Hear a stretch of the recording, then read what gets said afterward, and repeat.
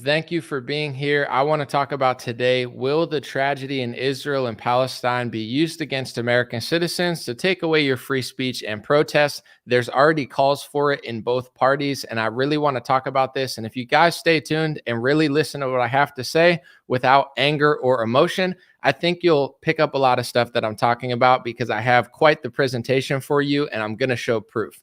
Welcome to the Dream Rare podcast. Thanks, everybody, for being here.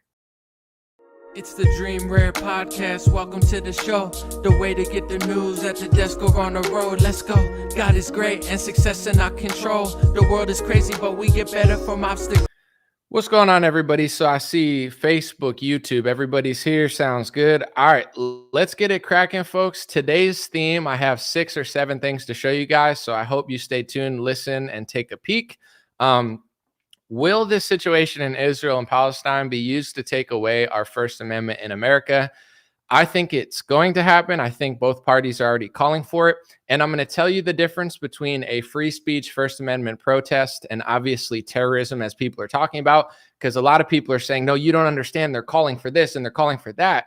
And that's not legal. You're not allowed to call for violence. But when politicians point to that, they then pass legislation that has nothing to do with what they're pointing at. And nobody pays attention because they're like, well, that's that. And they don't even read the legislation that's going to be passed.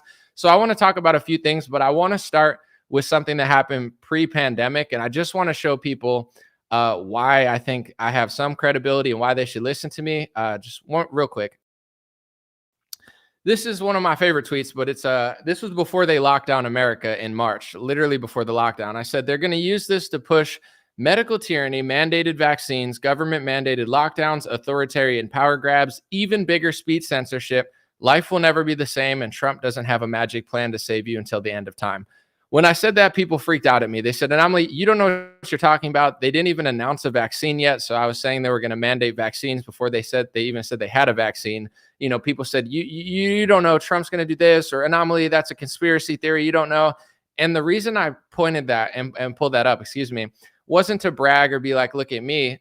I saw what they were going to do before they did it, because there's always clues, there's always executive orders, and there's always power grabs. And if they put certain things into place, they're going to use them. They don't pass speech laws not to use them. They don't push executive orders not to use them. So the reason that I was able to see that couple months or a couple of years ahead of people like Ben Shapiro and Dan Bongino and Dave Rubin and definitely Sean Hannity and all these other people, even Tucker Carlson. I mean, Tucker Carlson was wrong for quite a bit before he figured this stuff out. So there's a reason I was ahead of 99% of conservative influencers, is because, one, I tell you guys the truth. A lot of people don't. And also, I'm studying trends while they're basically just being cheerleaders for politicians that they like. And I want to get into certain things that are being said right now, okay? Because right now, a lot of people are justifying the elimination of protests, pro-Palestine protests. They're saying pro-Palestine means pro-Hamas. Pro-Hamas is pro-ISIS. So those are ISIS protests, and they need to be shut down. I'm not going to name names because this is somebody that I actually like, a girl that I'm friends with. But she's like, she said, hate speech is not free speech. And I was like, hey, wait, what? You're a liberal now? For years, you're like, oh, they're trying to say what I'm saying is hate speech. They say I'm racist, or they say I like Trump, and they say it's hate speech, and they try to shut down my speech. And after years of these people saying, oh, this is, hate speech is free. What is hate speech? Who gets to determine what hate is? The truth sounds like hate speech to people who hate the truth. So when you tell the truth to liberals, they call it hate speech. So now you have conservatives saying, free speech is not hate speech, and you don't have the right to be hateful. And I'm not even joking you. Like, the amount of people, Josh Hawley is calling for shutting down protests. Dave Rubin's calling for shutting down protests. Donald Trump went on True Social and said they need to shut down protests. And here's something that I want to show you that Israel tweeted, because I think it's really revealing about who they're willing to call ISIS. If you're silent, you're an ISIS supporter now, according to Israel. Let's take a look. The official Twitter of Israel tweeted, it's simple. It's very simple. Hamas is ISIS. If you support Hamas, even with your silence, you are supporting ISIS. Think about that. So if you're silent, say you have no idea what's going on, like most of the world, they're not that educated. They have no idea what's going on. They're just tuning out the news. Israel now says that your silence means you're supporting ISIS. Do people not understand how far this could go? If you're silent and you don't say anything, you're supporting ISIS. I wonder what they would do to somebody who supports ISIS, right? What can the government do to you if you support ISIS? What can anyone do to you if you support ISIS? They'll justify killing you. They'll justify throwing you in jail. They'll justify investigating you, spying on you. But the state of Israel is saying, even if you're silent, even if you don't support Palestine or Israel, or you don't know what's going on, you're just like an average American, like, I don't know, let me just be silent, because it's better to be quiet sometimes than say something you don't know what you're talking about. By the way, it's totally okay to not know what you're talking about. Everyone's not a genius. Everyone's not a foreign policy expert. Everybody doesn't know everything. And that's totally okay. But nope. Our greatest ally, Israel, says that even with your silence, you support ISIS. If you support Hamas with your silence, you support ISIS. So now they went from saying that ISIS is ISIS to Hamas is ISIS to pro-Palestine protester Hamas. And anybody that's silent about anything is an ISIS supporter. Is 100 million people now an ISIS supporter in America because they're not talking, because they don't know what flag to post, because they don't want to piss off their boss or their friends?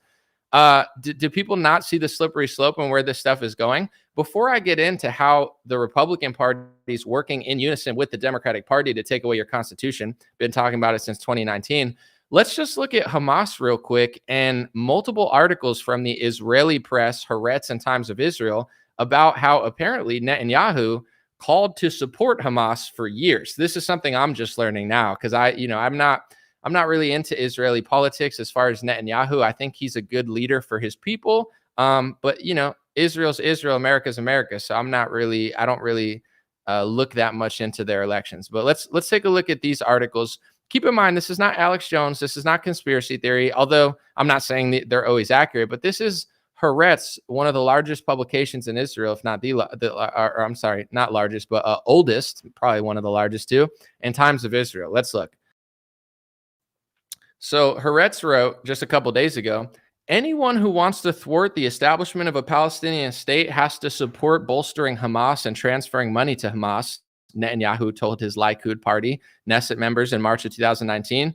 This is part of our strategy. So Israeli news says that part of Netanyahu's strategy was to support Hamas and transfer money to Hamas. Weird. I thought it was a typo or something, because there's no way they're just publishing this for people to see. Here's Times of Israel. It says, for years, Netanyahu propped up Hamas. Now it's blown up in our faces, right? And then there's another article that came out in Haaretz. It said, opinion, why did Netanyahu want to strengthen Hamas? So according to not me, not conspiracy theorists, not anti-Semites, not racists, not Palestine, literal Israeli publication, they're saying that Netanyahu himself said he's been supporting Hamas and giving money to Hamas, and they're writing articles about how he called for that for years. So is that ISIS? I don't understand. Silence is ISIS. Silence. Americans that are silent are ISIS supporters, but not a guy who called for supporting them with money. And people want to give up their right to protest over this and a free speech. We're going to talk about it. And I want to show this. I showed it last time, but speaking of ISIS, this is from 2017. Newsweek said ISIS fighters regret attacking Israel and have apologized. Why, if ISIS is the enemy of America and Israel, why would ISIS regret attacking Israel, and why would they apologize? And if Hamas is ISIS, then are they going to apologize to Israel like ISIS did? That would be nice to get to some sort of peace deal so people didn't have to die on both sides. But, I find it, I'm going to show this again. I find it really creepy that that country is literally tweeting, even with your silence, you are an ISIS supporter, according to Israel, if you're silent, but not the guy who leads their country, who apparently gave money or supported them. Very bizarre stuff. I want to look at a few things real quick, and then I'm going to get into my whole spiel, but I have a presentation for a reason. According to New York Post, progressives, liberals, leftists are calling for the U.S. to take in some of the expected 1 million Gaza refugees, because, of course, isn't that what they do? Cernovich, he says a lot of stuff, but this actually I thought made sense. He said, create a refugee crisis, demand the West open its borders, fund NGOs to ship them over on boats, arrest anyone who protests this. How many more times do we need to see this before we understand? So he's saying they're going to create a refugee crisis, which is true. They're telling you that they're going to do it. Demand that the West open its borders to these refugees. That happens every time. fund NGOs to ship them over on boats. That happens. And then arrest anybody who protests and call them terrorists. If you don't want this war, you're a terrorist. You're a Hamas sympathizer. You're a Palestine sympathizer, which means you're Hamas, which means you're ISIS. Now you're ISIS. Now we could justify going after you and investigating you and throwing you in jail, and maybe even worse. Are you guys cool with that? Because you listen to Dan Bongino and Ben Shapiro. Did they trick you into being cool with that? How did Dan Bongino's Day of Jihad go? He was freaking out from probably his mansion about that. Did that little, psyop go well for him? Whatever. Long story short, there's a reason that this stuff always happens, because the neocons and neoliberals, as they call them, some people call them neocons, neoconservatives, and neoliberals, they're all for war. And it doesn't matter if it's George W. Bush or Barack Obama, the Uniparty is exactly the same, and they do their war agenda. And on the right, you could call people like Lindsey Graham and Nikki Haley neocons, and I could call people like Donald Trump and Ron DeSantis Zionists. And the neocons and the Zionists, and they come together and they say, we have to go do this war. And if you disagree with us, you're a terrorist. As much as Ron DeSantis and Donald Trump try to pretend like they're so much different than George W. Bush, they're actually really not. They have the same exact foreign policy. They just put on a little show, but they do the exact same thing. And then it's like they come together, they start a war, they create millions of refugees like they're about to do if they're successful with what they're doing. And then once they create the refugees, the left-wingers come over and say, we got to bring them to America. And the right-wing Zionists and neocons say, oh my gosh, no, we don't want you to bring them here, but they can't stop them. So then they just come here, and it's basically like a controlled opposition circus on both sides, where the one side punches a hole through a wall, the other side brings people through the hole, and then they both flip up their hands. It's the same way during the pandemic. Donald Trump funded Operation Warp Speed. Donald Trump gave out COVID checks. He printed $6 trillion. He gave, $18 billion to Big Pharma. And then he waves his hands and goes, but I'm against mandates, though. Who would have known Big Pharma was going to trick us? Well, I knew that because you hired a bunch of pharmacy lobbyists after Trump took money from Pfizer, just like he took money from mega donors after he lied to his base and said he wouldn't. But, the Republicans always act shocked at the results of what they do. But it's almost as if like the left hand punches you with the left hand, the right hand punches you with the right, then the left slaps you. And then the right wingers go, oh, I can't believe they did that, but they know that they're going to do that. So it's like a match made in hell, basically. And I want to show you something real too, because if you go to Trump's True Social now, you can see he's calling for pro-Palestine protests to be eliminated on college campuses. And this goes hand in hand with his executive order that he passed. And Ron DeSantis also passed a school bill. We'll talk about these. And I actually know what I'm talking about, unlike the people who are going to cry in the comments. I could quote exactly what it is. But in general, here, I'll just show you real quick. Donald Trump passed an executive order to block anti-Semitism on college campuses.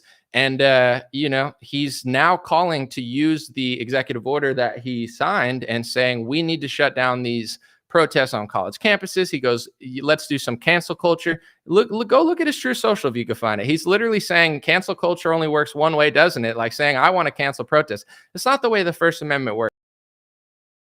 And here's what I want to say real quick. Calls to violence are unacceptable. If there are Hamas supporters or Palestine supporters calling for genocide, calling for extremism and violence, I do not think that's acceptable. I think the law will get involved, as they should, because calls to violence are not, it's like bomb on an airplane. You can't do that. With that being said, there's calls to violence on the other side too. I've seen videos of Palestine protesters saying crazy shit, and that should be looked at. And then I've seen protesters of Israel say the same thing. And here's the thing. I wouldn't go and say, well, because this Israeli guy said that, now nobody can be pro-Israel and those protests are banned from America. And same with the Palestine side. They're going to say Palestine is Hamas, Hamas is ISIS, so there's no more ISIS protests and we can't have them in America. Do people not realize how the slippery slope not only will be used against you, but it's already being used against you now? The Patriot Act, which was passed by George W. Bush under the guise to go after, at the time it wasn't ISIS, that wasn't around then until the West funded it. What was I saying? Never mind. Totally just organically got created in the Middle East out of nowhere, even though they're driving around in some cases like United States cars. Weird. But anyway, in general, the Patriot Act got passed under the guise of we have to go after the terrorists. No one cared about Hamas or ISIS at the time. It was Al-Qaeda. And they said, we're going after Al-Qaeda. And then they passed the Patriot Act and allowed the government to basically spy on anyone for very flimsy reasons. And now you have a bunch of these neocon and Zionist, I would say right-wingers that are crying, oh, I like Trump and they're investigating me. Oh, I'm such a victim. Oh, the FBI is coming after me. But they're the same ones posting that they want to expand the deep state and give the deep state more power to shut down protests. Idiot. I'm not going to name names because it's going to piss me off. But so many of these imbeciles that I follow, they're crying the victim half the time, calling for the shutdown of protests and speech half the time. It's like they're idiots. They're literally doofuses. But long story short, all of these things that you justify already are being used against you, and they will be used against you further. Remember during the pandemic when they said, if you protest on a beach or you want to leave your house and protest the lockdowns, your existence is a danger to public health and you're not allowed to do it. Do you think people like that give a shit about you? If they don't, they're treating you like animals and slaves, locking you in your house, and then the second you get out to protest, they say that you're a danger to their health? What about the fact that now, like the View hosts are saying, well, Hamas and Proud Boys, and it's like, and then they'll go from Proud Boys to just Trump supporters and Trump supporters to conservatives, and they look at this, they look at you the same way that the right looks at Hamas, and they'll use the same exact tactics. What if the left says, well, January 6th was not a peaceful protest. It was a violent insurrection. And now whenever there's a Trump protest, if there's one person there who says January 6th was a good idea, well, now that's a pro-insurrection protest. And we have to shut down all Trump supporting protests because it's an insurrectionist protest. These are terrorists. I mean, what happened on January 6th was terrorism. So if you're supporting this cause, then that's what they're doing to Palestinian protesters right now. Palestine and Israel have been fighting for 80 years, okay? There were Palestinians in that land in the 1900s. England gave that land to Lord Rothschild through the Balfour Declaration after World War II. And then after they gave the land to the Rothschild, then Israelis or Jewish people Zionists started moving there, right? And what happened to just look at history. What happened to the people that were living there? They were shoved somewhere else. So there's been tension from that time. You could pick a side. I'm not Mr. Telling people whose land it is. Like, I understand that conquering is part of human nature, and I would be a hypocrite to say otherwise, because America was conquered by, Europeans and Spaniards, etc. at one time. So I would say the founding fathers, etc. There's been elements of people coming over. So I'm not trying to be Mr. Hypocrite here and tell people whose land it is, because I'm not saying you can't have it or you can't have it. You guys can fight over that. But the point that I'm making is this has gone on for 80, 90 years. And this does not justify the recent terrorist attacks at all. But it's like, if you're out in the streets and you're protesting for that country, does that mean you're ISIS now? You want to give Josh Hawley, that controlled opposition scumbag, all of them? I've been saying this for years. I'll vote for Donald Trump or Ron DeSantis, but they're both puppets. They're both puppets. They're no different. Ron DeSantis is not that much different than Lindsey Graham. Nikki Haley's not that much different from Donald Trump. They're all just putting on an act. Trump's the comedian.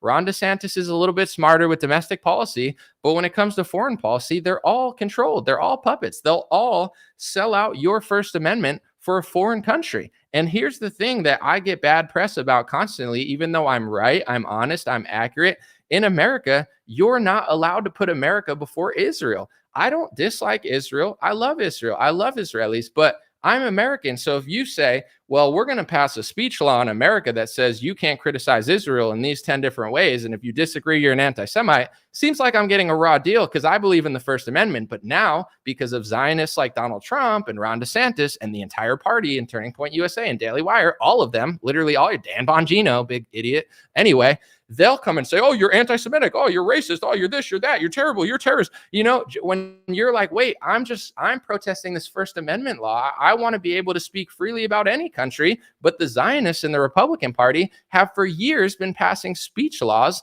in America. DeSantis passed a hate speech law. Trump passed a hate speech law. And before people tell me they're not hate speech laws, I know they are because I've read them. I've read the definition. And now they're trying to expand them in other parts of society. Yes, I understand that the First Amendment still exists and it's hard to win court cases for them, but they're trying.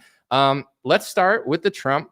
I know this is like a lot for a lot of people to take in because it's like everybody in this movement's so fake and deluded that, this is new information to some.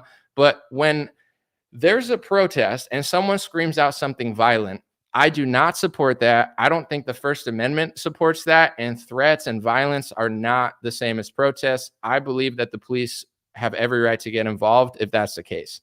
But with that being said, Trump, DeSantis, all of these neocons and Zionists or whatever you want to call them, they go and they point to that and they say, look at that. And then they sign the legislation. And then everyone comes to me and says, Anomaly, what do you support that? No, but the legislation doesn't say that. DeSantis and Trump both passed bills and executive orders that say, you can't criticize Israel as much as you criticize other nations. There's Zionist loyalty laws. That means your First Amendment doesn't matter. This country matters more than America. And that's the entire Republican Party. The entire Republican Party exists to serve a foreign country. And once you realize that, they turn into left-wing BLMers. They call you a racist. They call you an anti-Semite. I've seen them on Twitter calling people Nazis, literally calling conservatives Nazis, other conservatives, because they're saying certain things that are going on, and they call you a terrorist. They call you a sympathizer. Now they're starting to call people ISIS. Do you want to be called ISIS because you believe in the First Amendment? What do you think that leads to? If they're willing to dehumanize you and call you a terrorist organization, it gives them the right to spy on you. It gives them the right to do pretty much whatever they want to you. And now they're even saying your silence is ISIS. If you're silent, if you go on a 2-week vacation and you're cut off from the news and you don't even have anything to say, you're ISIS now because you've been silent. If you don't know what you're talking about, you're ISIS. If you have an alternate opinion, you're definitely ISIS, but even your silence is ISIS. Oh, but these are our friends, guys. These are the guys that really like us and really totally care about us. But long story short, in America, there isn't laws that say, oh, you can't be violent. That's law. Those are laws that already exist outside of speech laws. If you read what Trump and DeSantis are passing, you can read it and see that it's a huge list of hate speech rules, half of which say you can't talk about banking and media. The other half say you can't criticize Israel. You can't say this. You can't talk about that. You can't make certain Bible references are now illegal. And if you point out that the Bible references are now illegal under the Trump and DeSantis hate speech laws, you have right-wing news publications will literally try to smear you and defame you and dehumanize you because you notice that they're trying to make the Bible illegal. And the Republicans are in on it. So, it's a very crazy experience. But if you guys are interested in actually reading the rules and the laws and not just listening to these blowhards like Dan Bongino and Ben Shapiro, who never accurately talk about it, they'll be like, oh, you support violence, you support terrorism. No, I don't. I don't support violence. I don't support calls to violence.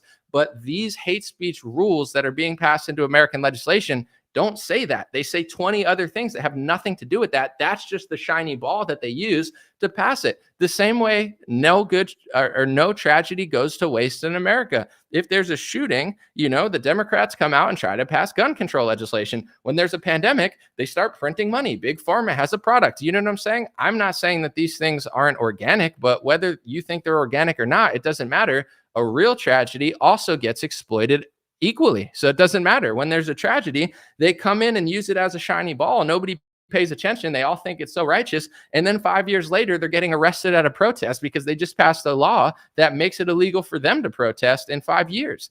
But if you want to learn about the hate speech laws that are being passed through legislation by Republicans, you can look it up on the State Department website. And if you guys want to understand how compromised the Republican Party is and how completely sold out they are, if you even one time on Twitter, I simply just screenshotted the State Department anti-Semitism speech laws. And I said, hey guys, here's the speech laws. And I named a few of them that they're trying to make illegal. Right-wing news, quote unquote, literally said, see, we told you he's an anti-Semite, and used that as proof that I'm anti-Semitic. I was like, because I screenshotted the State Department's website of hate speech anti-Semitism rules, I'm an anti-Semite. They just call people that when you figure out what they're doing. It's just the word that the left use. Oh, you're a racist. You're a racist if you notice crime rates. You're a racist if you want to close the borders. You're a racist if you want to exist. You're a racist if you're not this color. It's the same thing the right does. Dan Bongino, Ben Shapiro, Donald Trump, Ron DeSantis, Nikki Haley, all of them. It's all like a little puppet show for you guys to fight over, but they all do it. That's why it doesn't even matter. And all of these, I'm sorry for being a little bit over the top today, but all of these idiot conservatives that you guys follow and think are so cool, they always are like, oh, the election's stolen. The real stolen election is the fact that it doesn't matter who wins the primary because they're all going to do the same shit anyway. That's the real stolen election. They're just running you in circles like, the day of jihad, be afraid, What happened, guys, yesterday? Did anything happen? You guys all right there? Is Dan Bongino okay? He scares the shit out of his audience. Yeah, bullshit. You know what I'm saying? Just like they said, and then you're running in circles. Like, well, why are Donald Trump and Ron DeSantis, the two most popular Republicans, why are they infringing on our constitutional rights for a foreign country? And then if you point it out, they say that you hate everybody and you're this and you're that, and they try to ruin your life 15 times over. I got soft blacklisted from the movement in 2019 when I figured this out. That's when I noticed, I was like, oh, the Republican Party doesn't exist for Americans or conservatives. Conservatives just think that. It exists to push legislation for a foreign country. And the second you figure it out, they get mad at you for being American. They're like, how dare you not want to give up your constitutional rights for that country? You exist to serve them. You exist to pass that. And if you notice that, they freak out at you. It's insane. I've noticed this since 2019. And to be honest, it's my least favorite topic to talk about because the risk reward ratio isn't there. It's like, the Republican Party is completely compromised. The media is completely compromised. Our country is completely compromised. And nobody really cares about it. And when you talk about it, people get mad at you. The press screams at you. Everybody hates you. You realize you have no friends on your own side. They'll all turn you over in a second. And it's like, it's not even a topic I like talking about anymore because the risk reward ratio is not there. And it's like, I'm just going to write it off as that's the country I live in. It's like living in a country and you're under the occupation of somebody. It's like, that's America, and people aren't smart enough to figure it out. But long story short, if you want to look at these speech rules, just Google State Department anti-Semitism, and you'll be able to see all the rules. It's from the IHRA, International Holocaust Remembrance Alliance. They redefined anti-Semitism a couple years ago, and what you think anti-Semitism is and what they're passing through legislation are two different things. So when you tell me, Anomaly, you don't know what you're talking about, even though I know exactly what I'm talking about and you don't, it's fine. Why don't you take what you think they're doing and why don't you research what they're actually doing? Because what you think they're doing, shutting down violent protests, is not what they're actually doing. They're actually creating a new definition of the word. It would be like if the State Department said these are the George Floyd racist speech rules, and it said you can't say that black people do this. You can't say that black people own hip hop. You can't say that black people ever committed a crime ever. And it's like all of these rules, and it's like you can't say that black people like black people more than they like America. So like all these things where you're like, I'm not going to say those things, but like, I don't think they need to be defined under some sort of like hate speech regulation because I don't believe in hate speech regulation. But once you realize that, then everybody just starts calling you a racist. That's the right winger with these rules, these laws. It's a bipartisan effort, but mostly Republicans are passing this through legislation. So long story short, with all of this stuff, you have to understand nobody passes speech laws to not use them. If Facebook and YouTube and Twitter and all of these social media sites come together and they say questioning big pharma is anti-vaxxer, it's a conspiracy theory. It's anti-science. It's anti-science to stop talking about or to talk about climate change. It's anti-science. And they start pushing these rules into YouTube and Facebook, etc. They're not doing it for no reason. They're going to use them. Nobody passes speech laws in America or speech rules and starts legislating what you can and can't say unless they're going to use them eventually. So the reason I knew that they were going to do mandatory vaccines before they even announced vaccines is because I don't just follow Trump around like a dog with a bone in my mouth. I'm an actual journalist and news analyst. So I'm analyzing what he's doing and what he's not doing. And when he plays ball with the elites and when he does what they all want to do, I know something bad's coming because he sold us out just like everyone does, except he's just funny when he does it. So nobody pays attention. So long story short, I've known for years something was going to go on because the Republican Party is passing laws that stop you from being able to criticize a foreign country. So what's going on there? And when it comes to Josh Hawley, Donald Trump, and all these other idiots that are trying to say, oh, let's not protest. The people who are going to be persecuted with these same exact exaggerations and same exact like expansion of definitions is going to be your own supporters. And either Trump's a complete buffoon or he's just like a Pied Piper, like leading you into the sea and you're going to drown. You don't even realize it. But it's like, all these things that they're expanding, they're going to be used against you.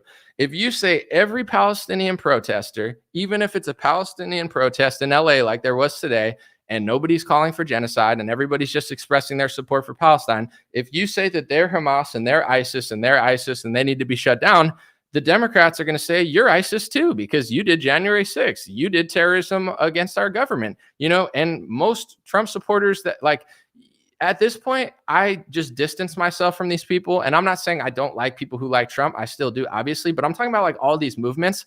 I legitimately can't tell if half these people are feds or they just act like feds. So I just don't want to be near them because I'm like, are you a fed or do you just like talk and act like a fed because you're an idiot? Like it's hard to tell, and that's not a good sign when your movement acts so feddy that you can't even tell if they're real or feds. But like the way people talk, like, yeah, that was a great day, yeah, all right, we gotta turn over the government. It's like, guys, they're probably tapping your phones every time you say that shit to your friend. Thing is cool. They're probably tapping your phones because they're using things like the Patriot Act to spy on all of you, to call all of you, to you know what I'm saying? They're investigating you now. Trump supporters, conservatives, libertarians, patriots, people who vote conservative, they're investigating you like they were investigating Al Qaeda in the 2000s. They think you're Al Qaeda. So it's like, it's like you're the domestic terror threat now. Isn't that ironic? Republicans said you're a terrorist if you don't want to go fight a war. They passed the Patriot Act. They called everybody terrorists who disagreed. And now they're getting treated like terrorists under the legislation that they never read. And now it's being used against them. And they're freaking out while simultaneously calling for more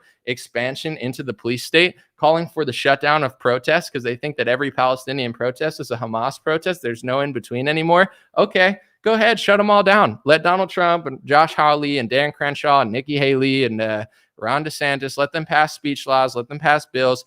And then they turn around and they call you anti-Semitic for criticizing George Soros. And you're like, I'm not anti-Semitic. I just don't like George Soros because he's funding Democrats. Well, you didn't even read the anti-Semitism hate speech rules that Trump and DeSantis are passing into legislation. So although technically, normally, yeah, you're not anti-Semitic, you are now because they've redefined what anti-Semitism means, what you think it means, and what it means in legislation and soon to be law in America are two different things. In France, they've now shut down, I think, Palestinian protests. In Germany, you go to jail for questioning history. You'll be in prison in 3 years for questioning narratives. Now you just get shamed and called a terrorist. But in 5 years in America, they'll probably throw your ass in prison. They'll say, this is a real event. You can't question any part of it. Don't think about your own history. You can't know your history of how America literally got coaxed into wars with false flags. That's literal American history. You could look at 5 different wars, and the Wikipedia page literally admits that there's a false flag, whether it was the babies in incubators or this one or that one. But now it's a hate speech offense because you didn't read the rules that your own party passed into legislation, and what you think is hate speech and what they've defined it as are completely two different things. So it's like Republicans pretty much just exist to throw you off a cliff. And while they're doing it, they're like, day of jihad, and everyone's like, oh, and it's like, you don't realize these people are so full of shit. And I'll just tell you what, guys, I'm just being honest and transparent with you guys. I'm tired of it. I know what's going on in America. I know America is pretty much occupied. I know the Republican Party's full of shit. I know that there's no difference between Donald Trump and Ron DeSantis. Maybe domestically there are, but when it comes to foreign policy, when people say jump, they'll say how high. And they'll both pass a speech law, and they'll both try to take away protests, and they'll both do the same thing as Nikki Haley and Lindsey Graham. That's why Lindsey Graham's on stage with Donald Trump, because Donald Trump's really not that different. He just pretends like he is, and he's a good actor. DeSantis is a talented guy when it comes to domestic policy. I think he's fantastic. I think he governs America great, but he's also controlled by that entity also. And if you ever say that that's happening, that's now hate speech. And not only is it hate speech, and why do I not want to talk about it, is because unlike you guys, I understand America is an occupied country. I understand I'm not free anymore. I understand I don't have the right to say it. I understand they're going to try to ruin my life. And I understand that every year that goes by and every little fake proxy war between the left and the right and red and blue and Trump and DeSantis and whatever, I understand that while you guys fight over nothing and listen to idiots like Dan Bongino and Ben Shapiro and Dave Rubin and all these other frauds, and you guys look in this circle and this way, I know that our party is working against me and trying to push into legislation and law things that are going to eventually be used against me. So I'm just being realistic. It's like, you think we have all these things. We don't. You think these people are fighting for you while they're literally selling you out. Like, you think Donald Trump's just so dumb that he just gave $18 billion to Big Pharma because he had to? It's like, people are so stupid in this country. So it's like, I'd rather just like admit it and just stop talking about it, like, and find a different career, because I'm not trying to stick my neck out for a group of people that gets mad at me when I try to help them. It's like, so what's the point? They already, they already write terrible article. Oh, he said this. It's a hate speech. It's hate speech. Well, one day hate speech is going to be a crime in America, just like it is in England, and just like it is in Germany, and just like it is in Canada. And to be honest, I don't feel like going to prison for fucking being honest. So I understand that this country is not free. And the more a bunch of doofuses in the Republican Party think that Trump and DeSantis are so awesome and they're fighting for you, they're not. They're passing speech legislation for a foreign country. And if you ever realize they're doing it and make a principled First Amendment stance, they're going to call you a terrorist or an anti-Semite, and they're going to try to ruin your life. And they're passing legislation to literally ruin your life. So I might as well just play stupid and stop talking about it, because I don't feel like, I don't feel like sacrificing myself for a group of dingbats wearing red hats that think they're fighting for something while they're slurping down freaking, Trumpy pumpies and stuff. So I'm sorry, I'm a little, I'm a little lit today, but not literally lit, but you get what I'm saying. I'm on point. That's my opinion about it. They're saying that you're an ISIS supporter if you're silent. There's articles that say that the government of Israel was funding Hamas. I mean, I'll just show you again. I don't want to be called a conspiracy theorist. Haaretz is an Israeli publication. They're saying that Netanyahu told his Knesset members of his party that they had to bolster Hamas and transfer money to Hamas. This is part of our strategy. This is Israeli news. It's not my opinion. Times of Israel, they're all writing it. They're like, why was he supporting Hamas? So apparently, if they support Hamas, it's totally okay, right?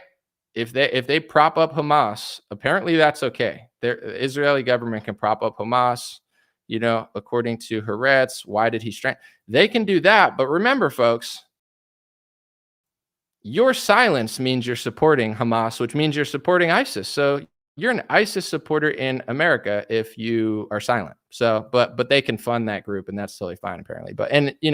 Don't expect anything from Donald Trump or Ron DeSantis, because they're totally in on it. I'm sorry to break your little fake illusion. It's like, no, you don't understand, Alameda. Okay, if you want to be that dumb, I'll find a different career. Seriously, I don't feel like risking everything for a group of people that doesn't even appreciate me. So, I'd rather just talk about MMA or something. I'm going to read a few comments. Let me know what you guys think. My final stance before I read a few comments is, in general, the First Amendment is one of the greatest pieces of legislation in modern history. Governments around the world, in every country for human history, there's good and there's bad. But in general, you have to understand, usually governments create laws and rules and legislation that works against you. They want the power and they don't want you to have it. I don't know if the founding fathers were Freemasons, or, people say they weren't really this, they were this, they were that, they were this. I don't know who the founding fathers were. Ben Franklin, I think he was a sexual deviant a little bit from what I read. Ben Franklin liked to get his thing played with. But anyway, long story short, I don't know who the founding fathers really were. Some people don't like them. I obviously do. They passed the First Amendment, you get what I'm saying. The Constitution, the Bill of Rights. And if you read some of the things in here, the right to privacy, the right to the First Amendment, the right to bear arms, I understand that certain parts were added after, but you get what I'm saying. That document, the Declaration of Independence, if you really take a second and you read some of the things in there, you're like, wow, these guys gave some room between us and the government. They knew that in order to have a functional society, and in order to have a non-corrupt society, normal citizens should be able to question their own government. Normal citizens should be able to question race, religion, gender, whatever. And they gave us this beautiful thing that most countries in the world don't have. But now you have people saying, no, that's not good. We need to put hate speech rules in there, and we need to stop these protests, and we need to stop that protest. We need to stop Palestine protests. We need to stop anti-lockdown protests. We need to stop big pharma protests. We need to stop Trump protests. We need to, but it's for your good, guys. No, and trust me, when Dave Rubin says it's for your good, because we're the good guys shutting down the protest this time, because the protest can lead to that. That same rhetoric is going to be used against you. It already is. So you have to understand, a call to violence is not protected by the First Amendment, and it's not protected. If anybody at a Palestine protest does that, that's not protected. But if you say that every protest in that category is ISIS or Hamas, and that means that it should be shut down, they're going to say every Trump protest is a January 6th protest, and you need to be shut down. And honestly, if the right wing that is filled accurately with neocons and Zionist firsters that literally believe in that before they believe in you just don't know it yet. If you are going to say, no, you don't understand, we need to do this, I hope they shut down your protest. The same way the Patriot Act's being used against us now. It's like, That's what happens. You know what I'm saying? It's like a tragedy and a comedy at once. The same idiots that were like, we're Republicans, we need to fight wars against Al Qaeda, we need to pass these bills to spy on terrorists. Now they're using those bills to spy against Republicans. And it's like, it sucks, but it's actually hilarious also, because they're like, oh no, who could have saw this coming?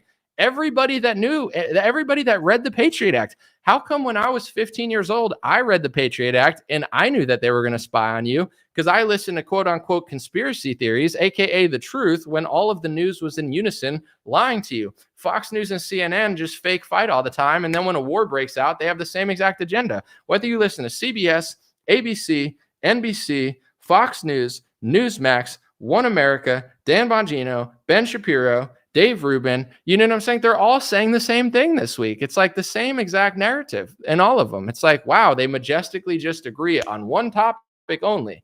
Everybody agrees with free speech, except for one topic only. Everybody wants to defend the right to protest, except for one topic only. Donald Trump loves protests on college campus, and Ben Shapiro loves his right to speak on college campus, except he's willing to actually give that up to protect the different, but then you can't talk about it or else you're a hate monger. So you basically just have to like be a sheep and just be like, I understand. I have no First Amendment. You know, that's what I'm saying. I sound jealous. You're an idiot, Karen. And your name's Karen. That's fine. I'm not trying to shame all Karens, but you're an idiot. Yeah. Oh yeah. I only want the First Amendment because I'm so jealous. I want to be able to shut down protests. Okay. Let me take your logic. Who do I not like? Let me just shut down protests and speech. Anybody who speaks bad about me in the comment section is hate speech. Okay. You're a hate monger, Karen. You're banned. And I think that you should be looked at because you disagreed with me. So yeah, I'm just jealous. Instead of defending my First Amendment, I'm just going to start doing what everyone else is doing, try to cancel speech and stuff. Someone said, I think it's more about cultural assimilation. I'm not sure what you're even talking about, but anyway, someone said the First Amendment is often uncomfortable. Well, you have to understand that neither party cares. The Republican Party, I thought they were different for a little while, but they just rebranded. Like the George W. Bush Jr. days are back. Like they're running the same script that they ran back then. It's the same 5 lines. I lived through this and I was never a Republican because I knew, unlike half the people here probably, that George Bush was full of crap. But in general, it's like, they're like, if you're either with us or you're the terrorists and we need to take away your liberties in order to fight them. They already ran the same script in 2000 and they're using the same script they ran to now persecute Trump supporters. And you guys still haven't learned. I know a lot of people have. I know a lot of people do understand. But what I'm trying to say, and this is one thing that I'm not going to talk about much because I get horrible press and they try to ruin my life every time I tell you, the Republican Party, Trump, DeSantis, Lindsey Graham, Nikki Haley, Ben Shapiro, pretty much everybody, okay? They have a different agenda over America first. And if you notice, they are going to call you a name, and that name, they're trying to pass through legislation to persecute anybody who notices what they're doing. It's like a hate speech offense to notice the truth. It's a hate speech offense to realize that your party's not actually serving you. And the funniest thing is, like, I was thinking today, it's like, you know, I read the Communist Manifesto. I don't agree with communism. I'm not a Karl Marx fan. I just educate myself with historical books. In the Communist Manifesto, he had a dream of graduated income tax because at the time that he wrote the Communist Manifesto, there was no income tax because income tax is socialist and communist. It's just the government stealing your money. That used to not even be a thing. And then America said, oh, we have a war and we got to do income tax. And they never took it away. And then they did a graduated income tax. It went 5, it went 10%, 15. Now it's up to like 37% if you're in the top bracket. When Obama wins, it goes up to 39 or whatever. All income tax to this extent is socialist. So the big scam that you guys think that Trump's going to fight socialism or Ron DeSantis is going to fight socialism, it's like either you're going to get this much socialism or this much socialism, but you're not getting, there is no capitalism in this country anymore. It's like pseudo crony capitalism, which is why the left is pissed off. But Donald Trump is so capitalist until the pandemic, and he turns into a full-blown communist. He prints a bunch of money and hands everybody $1,600 commie checks. And it's like, oh, that was just a mistake. It's not a mistake. It's by design. Income tax is socialist. Unless Ron DeSantis is going to abolish income tax, which he's not, or Trump's going to abolish income tax, which he's not, you live in a socialist country. Karl Marx, it was smarter. to some extent. I'm not saying he was a good guy, but it's like he understood if you can get a graduated income tax, you're already 80% of the way there to socialism because the government's just sucking your money. And then, oh, why is the government expanding? Because they're taking your money. There used to not be income tax and it's normalized. But long story short, the left fights with the right. The Trump people fight with the DeSantis people. They say you have TDS or you do blah, blah, blah. And it's like a bunch of cattle fighting with each other. It's like they think you're sheep. And maybe they're right. You know what I'm saying? Maybe we're not victims. I don't feel like I'm a victim. I don't feel bad for Americans. Like Americans act like animals and then people treat them like animals. And I'm not saying that to be rude. I'm saying that to be inspiring to stop acting like animals. And it's like if people can't even realize this stuff, nothing's going to change. And people think that that's a black pill. They're like, it's a black pill to think that. No, it's a dumb pill to constantly just make the same mistake over and over and over and never learn again. For example, if I would have said, which I did at the time, I actually had this foresight.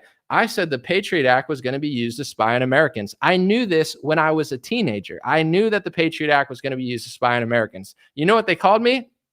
A conspiracy theorist. Okay, I guess the truth is a conspiracy theory. Okay. And then you fast forward, and then it's like Obama versus Romney and Obama versus McCain. And despite like some other people were like Hillary supporters turned Trump supporters, like Carrie Lake and stuff, that's fine, but whatever. I was never that. I knew that Obama and Mitt Romney were both puppets. I knew that. I never thought that Obama was that great. I was just like, maybe he'll be a little different, but he's still a puppet. Like I knew how the system worked. But long story short, when I said that between Obama and Romney, it's not that different, what did everybody call me? They called me a conspiracy theorist. They said, that's a conspiracy theory. Oh, you're just pessimistic. I believe in Mitt Romney or I believe in Barack Obama. Believe all you want.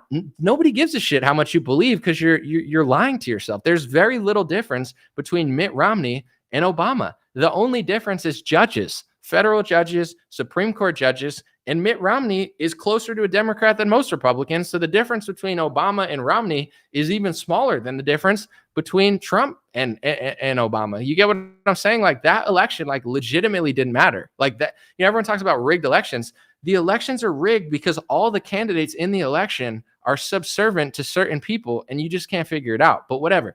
Long story short, so now it's like fast forward, when I learned the truth of how the Republican Party is passing speech legislation to be used against you, people just say, oh, I'm pessimistic. Oh, I'm a hater. What? It's like, no, it's the reality and it's going to keep happening until enough people figure it out. But I will say this on a positive note. If you look at X and Instagram and a lot of these social media, the official narrative is not popular anymore. Now that Elon Musk has allowed actual free speech, you'll notice that the mainstream conservative Inc. Republican narrative is not popular. And now, once you beat their narrative, watch what Republicans call you, the conservative Inc. ones. They'll call you anti-Semitic. They'll call you, I saw them calling some girl a Nazi on Twitter. I was like, really? You're going to call this chick a Nazi because she disagreed with you, psychopath? And then they're calling certain people terrorists and ISIS. And it's like the right-wing neocon Zionist wing, which is almost everybody, is the same as the left-wingers when it comes to racism and sexism. And these words, they exaggerate and want to censor speech because of it. Unironically, I saw a chick that I followed that I like, that I'm not going to say her name because I think she's a sweetheart. She posted, free speech is not hate speech. And I'm like, what is hate speech? The truth sounds like hate speech to someone who hates the truth. The Democrats hate the truth. The media hates the truth. Half the country hates the truth. You can't even say there's two genders. That's hate speech. And you get kicked off social media for saying there's two genders. So it's like, now you have Republicans and conservatives saying that hate speech is not free speech and trying to make the argument that if they hate the speech you're saying, that they could shut it down. And they're unironically saying this. And even like all the comments are like, what the hell are you talking about? Dave Rubin's getting ratioed on every comment because it's intellectually and logically inconsistent with his entire persona. But the thing is, there's a reason. There's a reason. I want to show you this again. Hopefully, I'm afraid to hit it because it's going to freeze. Hold on. Hopefully it doesn't freeze. Please don't freeze. Please don't freeze. Let's see. Come on. Don't do it to me. I shouldn't have hit it. Oh, well. Let's see. Okay, it didn't freeze. Got you. All right. So I want to show you this. There's a reason people are being intellectually inconsistent, and there's a reason that I knew this before they locked down. I'm just going to read it again to bring this conversation home. I said before they lock the country down, they're going to use this to push medical tyranny, mandated vaccines, government mandated lockdowns, authoritarian power grabs, even bigger speech censorship. Life will never be the same. And Trump doesn't have a magic plan to save you till the end of time. I said that before they locked down America. People said I had Trump derangement syndrome. You don't understand. Trump does have a plan. Other people said there is no vaccine. What are you talking about? They're not going to mandate a vaccine. They're not going to censor me. We're going to be out of our houses in 14 days, whatever. It's for the virus, for fighting the China Wuhan flu. You know, everybody had something to say. But what I'm not bringing that up to brag, although I do like to talk about myself. But in general, I'm bringing it up to tell you there's a reason I knew that. There's a reason 99.9% of conservative influencers didn't say that. There's a reason if you go find that post on Twitter now, you'll see your favorite conservative influencer in the comment section crying about my extremely accurate take that is ions ahead of what they could think of.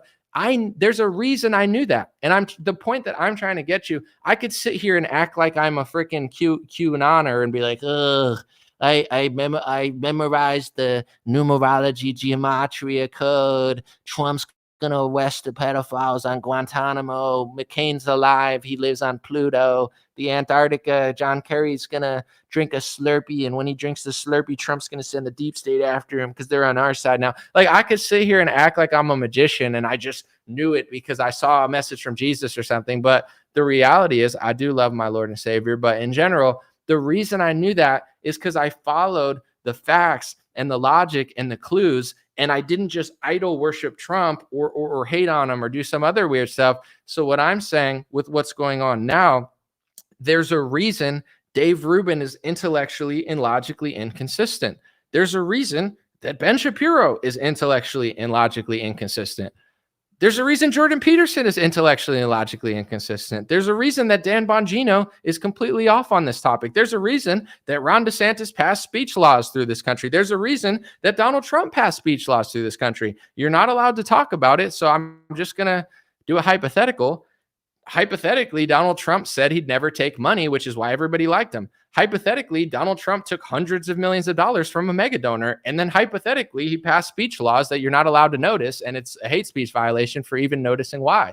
I don't know why people don't want to look at reality and they just want to get mad at me all the time. There's a reason I'm right a lot of times. It's because I pay attention to things that people don't want to see. Like, I don't want to see that because I like Donald Trump because he's like the Tampa Bay Buccaneers in my head and he's going to beat up my enemies. Okay, then you could just lie to your, what are you, a child? You need like Santa Claus or something? Go to Comic-Con, dress up as Pikachu, get your thrills and go home and be a man. You're not a man if you just lie to yourself because you don't want to know the truth. There's a reason that all these people are being inconsistent. And once you figure out the reason that they're all being inconsistent, the press is going to turn against you. The right-wing press is going to treat you worse than the left-wing press does. Conservative Inc. and all these major publications. And, you know, the funniest thing about Charlie Kirk, he's like, oh, the donors taking donors and DeSantis. It's like, yeah, no, he's right. DeSantis does take donor money.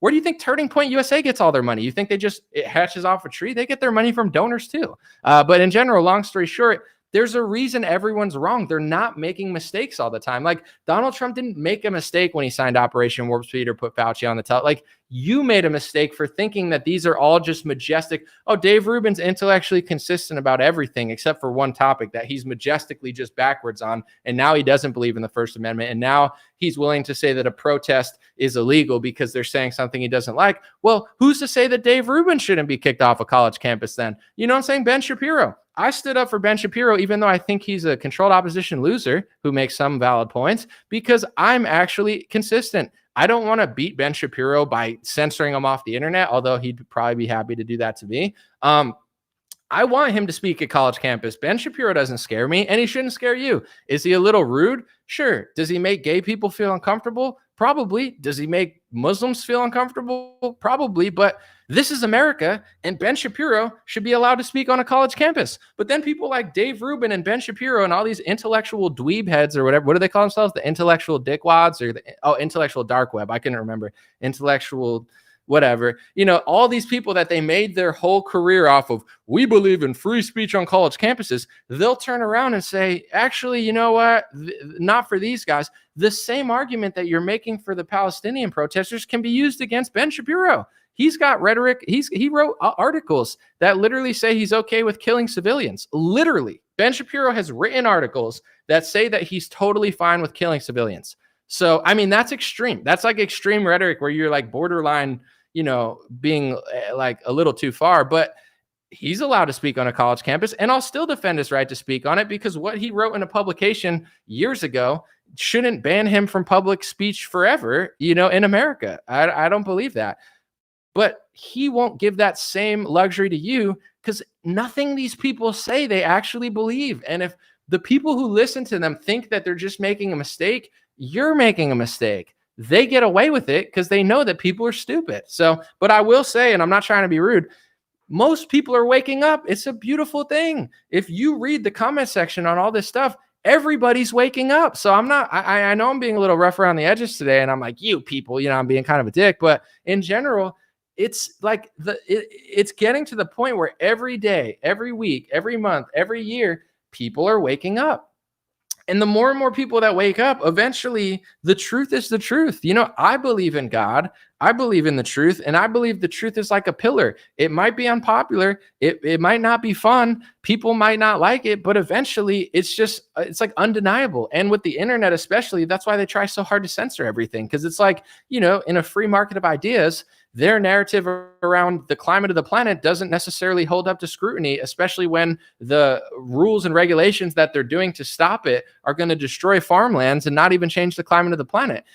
When it comes to the pharmaceutical industry, the reason they want to censor so much is because when there's a free market of ideas, their propaganda doesn't match up. Travis Kelce is one of the most famous football players in the world, and he's got to hide the comment section when he talks about Pfizer, because in a free market of ideas, one of the most popular players isn't popular because his ideas suck. And him selling out to the pharmaceutical industry is disgusting. He's a loser. I don't care how much money and fame he has. His little fake business relationship with Taylor Swift, so they could just cross promote fans or whatever, do a deal with the NFL. It's like, okay. But long story short, it's like they're like, anytime they try to censor certain speech, 99.9 times out of 100, they're doing it because they can't win a fair argument. And when it comes to all this stuff that they're doing under the guise of hate speech, they're not doing it to save you. They're not doing it to make people feel comfortable. And here's a point that I really want to get through, because in America, it's not a perfect country. Unfortunately, I want everyone to feel comfortable. I want little kids that are growing up, whether they're Muslim or Jewish, I want them to feel safe. I want Jews in Beverly Hills to feel safe. But you know what? I think people in Beverly Hills, not just Jewish people, but everyone, nobody feels safe anymore because this country is becoming a third world shithole. So, your chances of getting your car jacked, it's not going to be because of your race or religion. It's going to be because the cities are getting overrun by thugs and gangs. But in general, it's like, I want everyone to feel safe in America. And I don't think anybody should go on a college campus and feel bad. But, gay people say that Candace Owens makes her uncomfortable. So what? Candace can't speak on college campuses because the transgender activist doesn't feel good because Candace is pregnant. Like what, we should make a safe society. But at the end of the day, it's like, we can't police speech and ideas to the point where nobody can talk or say the truth anymore. So I want to say this too. Speech regulation creates more hate. It makes less trust. You know what I'm saying? Like I never cared about this topic because I actually don't care. When it comes to like Israel and Palestine and Muslims and Christians and Jews, I'm kind of like a hippie where like I just want to hang out with everybody. Like some of my favorite people are Jewish. I've met some great Muslim people over the years that have changed my perspective. You know what I'm saying? I've met some amazing Christians. I've met some cool atheists. It's like I think there's good people in every race, religion, and all 10,000 genders. So I'm like a chill guy. But what made me dive down this rabbit hole of ideas that I figured out is I just asked the question one time on Twitter. Because I kept seeing people say that being Jewish was a race, and then I kept saying it was like a religion. And I was like, I just asked the question because I thought it was just a religion. I didn't understand there was an ethnicity component to it too. I just didn't know anything about it. So I asked the question. I said, is being Jewish a race or a religion? That was my first, like, let me just ask this because I'm legitimately confused. And half my comments were calling me anti-Semitic. They're like, you anti-Semite, you anti-Semite. And I was like, I don't know. It's like if I said, is Islam a religion or is it a culture? Because Islam's not just a religion. It's like, it's a religion that's supposed to dictate society. It's like in a perfect Islamic religion, it's also the code of ethics for everybody to follow. So it's like, it's like if I asked that question, they said I hated them. It just like freaked me out. And I was like, no, I don't know. Because then some were like, it's a race, you anti-Semite. I was like, okay.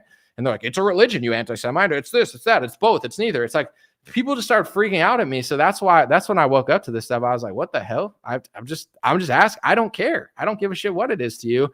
I'm not stopping you. I'm just curious. And then I realized, I was like, oh, that's a sensitive topic. I understand why. But then everything I started figuring out, everyone just kept yelling at me more and more and more. It's like, if you ask like a question, you're like, okay, so the climate's changing, but there's volcanoes under the ice glaciers. And, are we sure that digging lithium mines for batteries and, shutting off farms, are we sure that's going to save the planet because Leonardo DiCaprio told you to? And people look at you and they say, oh, what are you, an anti-climate denier? Oh, what are you, a conspiracy theorist? Oh, what are you, a right-wing extremist? And you're like, no, I'm just not an idiot. I don't know. I used to believe in all of that stuff. And then I started asking questions. And then everybody started looking at me with 15 heads. I saw Dave Rubin and one of the Weinstein brothers. I forget which one, if it was Brett or Eric. I want to say it was Eric. Dave Rubin did a comedy thing. It wasn't very funny, but whatever. And Eric Weinstein opened for him or something and wasn't funny at all. He was just being a liberal. But anyway, after the thing, there was a question and answer. And he was talking about climate change on the stage, the Weinstein brother. And I said, hey, my man, I hit him with all my evidence. I said, listen, I'm not saying that the climate's not changing, but I was like, this glacier is growing faster than ever. There's volcanoes under ice glaciers. Like, I hit him with real science and he didn't know what to say. He's like, oh, it's like, he didn't call me any names or anything. He was a nice guy, but it's like, it's all these narratives. It's like, if you don't vote Democrat, you're a racist. And, that's the game that the right plays with anti-Semitism. So I'm just saying in general, I've made other streams, pray for the innocent lives lost, pray for the victims, pray for everybody on both sides of the equation that have to deal with all the BS that's going on. It's truly evil. With that being said, every time there's a tragedy, America has to give up something. I went to the store I went to a store that I usually get like a made for dinner, and I get it because it's pretty good stuff and it's like cheap. It's like $12, $10. That's not cheap, but it is nowadays. Anyway, pot roast was $20. It went from $10 to $20 in 3 weeks. Everything's expensive in this country. We're spending $200 billion to Zelensky. Crime is up everywhere. Everybody I know in big cities are getting robbed. Democrat activists are getting killed every week now because they live in shitty New York and Los Angeles and San Francisco. Our country's an absolute mess. It's an absolute mess.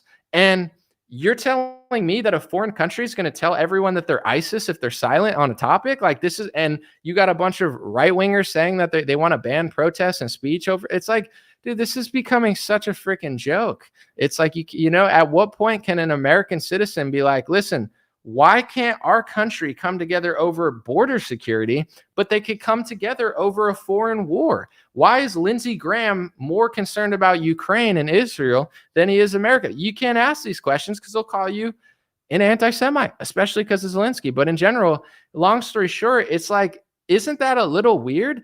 And the way these two units, they work in unison, the Republican and the Democrat Party, even with Trump and DeSantis, it's still a uniparty. The Republicans will start the war. The Democrats will do it anyway. The establishment Democrats agree, but the activists in the streets disagree, but it doesn't matter because the Democrats don't listen to them anyway.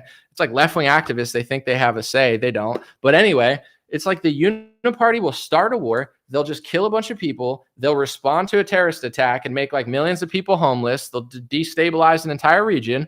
And then the right wing destabilizes the region and calls for an attack. And then the left wing brings them to America. And then the left wing brings them to Europe. And then the left wing, it's like these two tandems, they work in unison. George Bush does the bombing. You know what I'm saying? The Democrats bring them in. Obama does the bombing. Nobody realizes it because he's cool or whatever. And then they bring the refugees here. Now you have all the Republicans, including DeSantis, calling for escalation of war. And then the left's gonna bring the refugees here, and they're gonna be like, "Oh, we didn't know, we didn't want to bring them here." Yeah, but you just made millions of people homeless. You just destroyed their homes. You know what I'm saying? What did you think was gonna happen? It's like the same logic that Republicans will fund big pharma $18 billion. And then they're like, who would have known they were going to scam us? It's like everyone with a brain. I don't know, Robert F. Kennedy, me, Dr. Shiva, Candace Owens, like anybody, like, you get what I'm saying? And to be honest, I want to give some credit where it's due. Candace Owens was one of the few people that called out the vaccine mandates in 2019. It was me, RFK, Shiva. Candace Owens was the biggest mainstream figure that called it out. It's because she's not as compromised as everybody else. She's not compromised like that. So she says that stuff. And everyone else that's like, I didn't see it, they saw it. They're just compromised. Like Candace has a soul. And I truly believe, I know I'm biased because I'm friends with Candace, but in general, it's like she was ahead of the mandatory vaccines. Do you think she has foresight? Like she just closed her eyes and said, oh, I'm a wizard. You think we did that? We just sat in a room with lights and figured it out? No, we could see they were trying to push mandatory vaccines in California and New Jersey. So we all said we were against it. At the time, Ben Shapiro was making videos justifying mandatory vaccines. To Ben Shapiro's credit, when mandatory vaccines came under COVID, he went against them. And I have to give him credit. I did not expect that. All of a sudden, now Ben Shapiro has better vaccine policy than Donald Trump. That's a weird thing. This is how fake a lot of these people are. Donald Trump comes into office as a vaccine skeptic. He ends up being the biggest vaccine salesman in modern history. Ben Shapiro says he's pro-mandatory vaccine in 2019. Look it up on his page. He says it's totally fine. And the libertarian argument against mandatory vaccines doesn't make sense because it's like poisoning a well that everyone has to drink in. That's what Ben Shapiro was saying in 2019. Fast forward 3 years, Trump goes from a vaccine skeptic to a vaccine salesman, and then Ben Shapiro's fighting mandates, and Trump's saying his vaccine saved the world. It's like, you know what I'm saying? The inconsistencies are all over, but I do appreciate Ben for, stepping up in that category when it mattered. But long story short, this is what's going on. It's not, if this is the last thing I'm going to say. One, people are waking up because at the end of the day, everyone has access to everything. And the more you listen to the people lying to you, once you hear the truth from someone else and counter it and you get called 15 names, you realize that these people don't know what they're talking about. But in general, I'm going to be positive. A lot of people are waking up. I've never seen so many people that know exactly what's going on and are willing to counter the narrative of like mainstream society on 15 different topics. So that's positive to see. But also when it comes to the Republican Party, like the whole Trump versus DeSantis thing, like vote for who you want to vote for. There's elements of both of them that I like. I think that DeSantis is better at leading domestically, but I don't like some of the stuff he's been saying the last couple of weeks. I saw him on a left-wing news station. I forget which one it was, but I saw DeSantis recently on a left-wing news saying, oh, conspiracy theory, this and that. And it's like, you idiot, you liar, DeSantis. Like, listen, if you think it's a conspiracy theory, fine, but conspiracy theories, quote unquote, that's our history, DeSantis. Our entire history from like 1960, 1970, 1980. It's not a conspiracy theory. It's not a joke. It's not something that Alex Jones made up. It's in CBS now,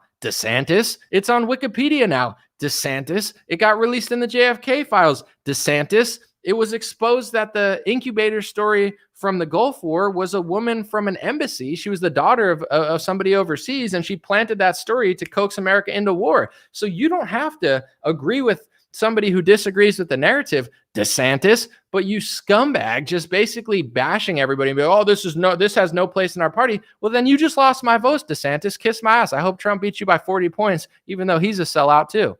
Trump's going to sell out too, but he's a funnier sellout. But in general, it's like, I'm not going to, now I don't even want to write this guy's name on a piece of paper. I'm not saying that you have to believe every stupid theory that's on Twitter about what happened, but it's like you got the guy that wants to be so different, just saying the same old nonsense, trying to shame American citizens who are and then you got a country calling you ISIS if you're silent. It's like, what do you want me to do? I guess my only right as an American is to say whatever you want about war. Or else I'm a terrorist, right? That's the narrative that you see going on the neocon right now. They're saying if you don't agree with us, you're a terrorist. If you're silent, you're a terrorist. If you question anything, you're a terrorist and a conspiracy theorist and an anti-Semite. That even though literally, this is just reality. The top 2 stories from the first 2 weeks of the Ukraine war were fake. Provably fake. They're all admitting they're fake, okay? The Snake Island story that Zelensky pushed, and because Zelensky said it, American press said it, and they acted like it was gospel, It is proven to not be true what Zelensky told the press and what everyone covered from right wing to left wing to all the freaking idiots that I follow on Instagram, these stupid Republican compromised accounts just coaxing you into war all the time. Hey, patriots, Trump, Trump, Trump, Trump, Trump. And then when a war starts, they turn into George W. Bush scumbags. But anyway, it's like that story was the biggest story of the first 2 weeks of the Ukraine war, and it was fake. And then Ghost to Kiev was the other big story, and that was fake. So now I'm supposed to just completely remember what just happened and just say everything that everyone's saying. There's going to be propaganda on both sides, and I'm not saying it's just one-sided. I'm sure Palestine's going to do shit too. I'm being patient because I don't want to be inaccurate. And all the people that jumped to conclusions during the Ukraine war lied to their audience, and I don't want to lie. So I'd rather be quiet than incorrect, and I'd rather observe and be intelligent than just spew stuff. But apparently, according to a country that our country is aligned with, you are literally ISIS now if you're silent. Silence is ISIS. I mean, this is really creepy. Like, listen, God bless Israel. God bless the Israelis. You know what I'm saying? God, like, I only wish them peace and love. But to watch them basically say, even with your silence, if your silence is supporting ISIS, like, what do you think the establishment's going to do to you if they think that you're ISIS for being silent? Like, we've already seen them dehumanize us in recent history. We've already seen that. I've already watched them lock us in the house. And I'm not blaming anyone in particular for the idiot journalists who write stupid shit all the time. Oh, he said this and that. And they just start connecting things I said and just thinking the worst of me. But anyway, long story short, it's like there were a lot of people in on it. But I was told if I go to a beach to get sun, I'm hurting everybody. I'm a terrorist now because it's like a health threat to everybody. I heard that if I protest the lockdown, it's equivalent to violence because you're killing people. They said that Donald Trump killed hundreds of thousands of people with COVID-19. They called him Ron Death Santis, and they said he killed people. So we've already watched how the press, the establishment, and the uniparty, but especially the Democrats in this instance, dehumanized anybody who wanted the First Amendment, the right to protest, the right to leave their house, the right to exercise, the right to keep their jobs. 100,000 businesses went under. This is the most frustrating part about all this inflation. Is Biden a good president? No. Is Biden helping? No. Is Biden amazing? No. Is Biden a socialist? Yes. But Trump also led to this inflation. If Trump would have won the election, inflation would have hit very similar. I think gas prices would have been better. He has a better gas policy. But a lot of this other stuff, it was bound to happen because everything shut down and Trump just started pumping money into the system. And he handed everybody a COVID-19 Trump check, which apparently made the hood like Donald Trump. And now the hood loves Trump because he gave him a socialist stimulus check. And they love that. It's hilarious. But anyway, it's like in general, like, both parties did this to us, but they constantly just point back and forth. And it's like, oh, I didn't know they were going to do. Oh, it's like, it's like Tom and Jerry. I used to use this analogy all the time. I haven't brought it up in months, but Tom and Jerry, the whole part or point of the episode is they chase each other. And the reason Tom and Jerry has, I don't know, a dozen seasons. I don't know how many seasons of Tom and Jerry there are. There's probably numerous episodes of it. How is there always a new episode? It's because they never catch the mouse. The cat never catches the mouse. The whole plot is like, he's gonna, what is it? I'm trying to not mess it up. Tom is the cat, Jerry's the little cute mouse, and the cat never catches the mouse. And it's like, if you like Trump or DeSantis so much that you think he's gonna like save America, it's like thinking that like Tom's gonna catch Jerry and getting like pissed off every episode because you listen to like Dan Bongino. You're like, oh, day of jihad. I thought we were gonna kiss him. And it's like you think that because you're listening to people that are in on it, basically just like painting this false illusion that like one day your side's gonna do something, but they're not even trying to. The writers of Tom and Jerry, they don't want Tom to catch Jerry. If Tom ever catches Jerry, the show's over. And that's the Republican Party. They're glorified, just there to lose. It's like they're and like, oh, he almost got Nancy Pelosi, but he didn't. It's because it's Tom and Jerry. The show's over when they catch each other, and they're purposely never catching each other. There's a reason he said he was going to lock Hillary Clinton up and then gave her a standing ovation. It's not a mistake. He doesn't give a shit about you. You just want him to. So you pretend like he does. I'm just being honest. It's like the show ends when people realizes what the show is. If you stop watching Tom and Jerry because you said, you know what, I just watched 50 episodes and I realized he's never going to catch him, so I'm over it. Then they have to change the plot. It's the same with politicians. They're never going to change this plot if people are so foolish. And honestly, it takes two to tango. The left is mind controlled beyond belief. I mean, they're like mind controlled into depression. They're all like, oh, I don't even notice the crime in my neighborhood. You don't? I do. That's why you can't even pay me to go to your cities anymore. I mean, they're literal shitholes now. And I say that as a person, like, I'm not going. You know, I'm not saying, oh, it's a shithole, and then I go there. I'm not going. I haven't been to New York. I haven't been to LA in years. I'm not going to the Democrat shitholes because they can't fix it. So it's like Democrats are brainwashed. Their cities are falling apart. They don't know what gender they are. You know what I'm saying? They're like, their whole ideology is a lie. They don't want border security. Okay, then just ruin everything, whatever. And then you get to the right, and everybody thinks they're so much better because they have better domestic policy, but they're running circles around false plots and false narratives. And at the end of the day, the Republican establishment, and I would include DeSantis and Trump in that now, they tell you what you want to hear, and then they fall short because they're not even actually trying. There's certain things that they do try on. It's just not for you. Look at the executive orders. It's like they passed an executive order to quash protests on a college campus. Trump passed an executive order to do a universal flu vaccine that Bill Gates told him to in a meeting a year prior. And I say that because it's public information. I don't have secret information that I can't tell you. It's all public. Bill Gates spoke to the press in 2018 and he said, I just talked to Donald Trump. We talked about a universal flu vaccine and modernizing flu vaccines, and he's really gung-ho about it. And then in 2019, Trump takes exactly what Bill Gates told the press and pushes it through executive order. It's not a mistake, guys. He's not tripping over Jared Kushner's feet. It's not a mistake. It's Tom and Jerry. You know what I'm saying? Same with DeSantis. He's not passing speech laws as a mistake. He doesn't give a shit.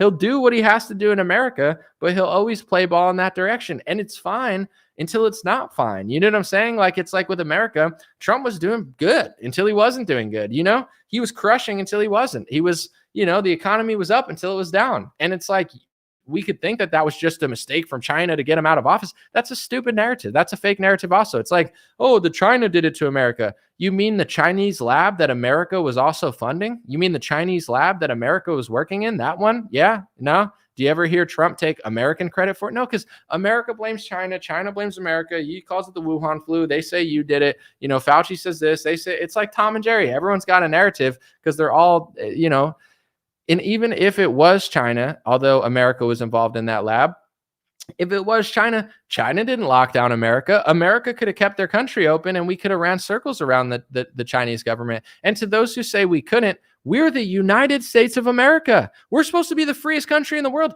Do you know why Sweden didn't lock down and Donald Communist Trump was telling Sweden to lock down like a communist? He's like, oh, you should have locked down like me. Trump is such a controlled op idiot. But anyway, you know, why didn't Sweden lock down? Because they have a constitution, and their constitution of Sweden, I don't know if it's called a constitution or it's their version of a constitution, but in that, it specified that they couldn't do it. So the politicians decided we're going to go for herd immunity. But a large portion of the reason that Sweden decided to do that is because they came to the determination that their government didn't have the power to do a lockdown.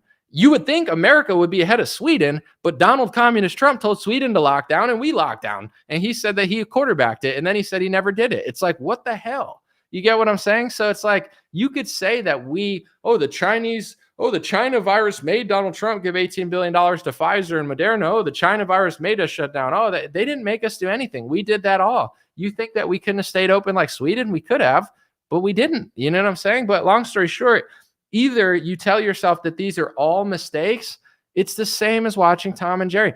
Dude, it's like people are in denial in the Republican Party. It's like, dude, I come in, I'm like, that's the show.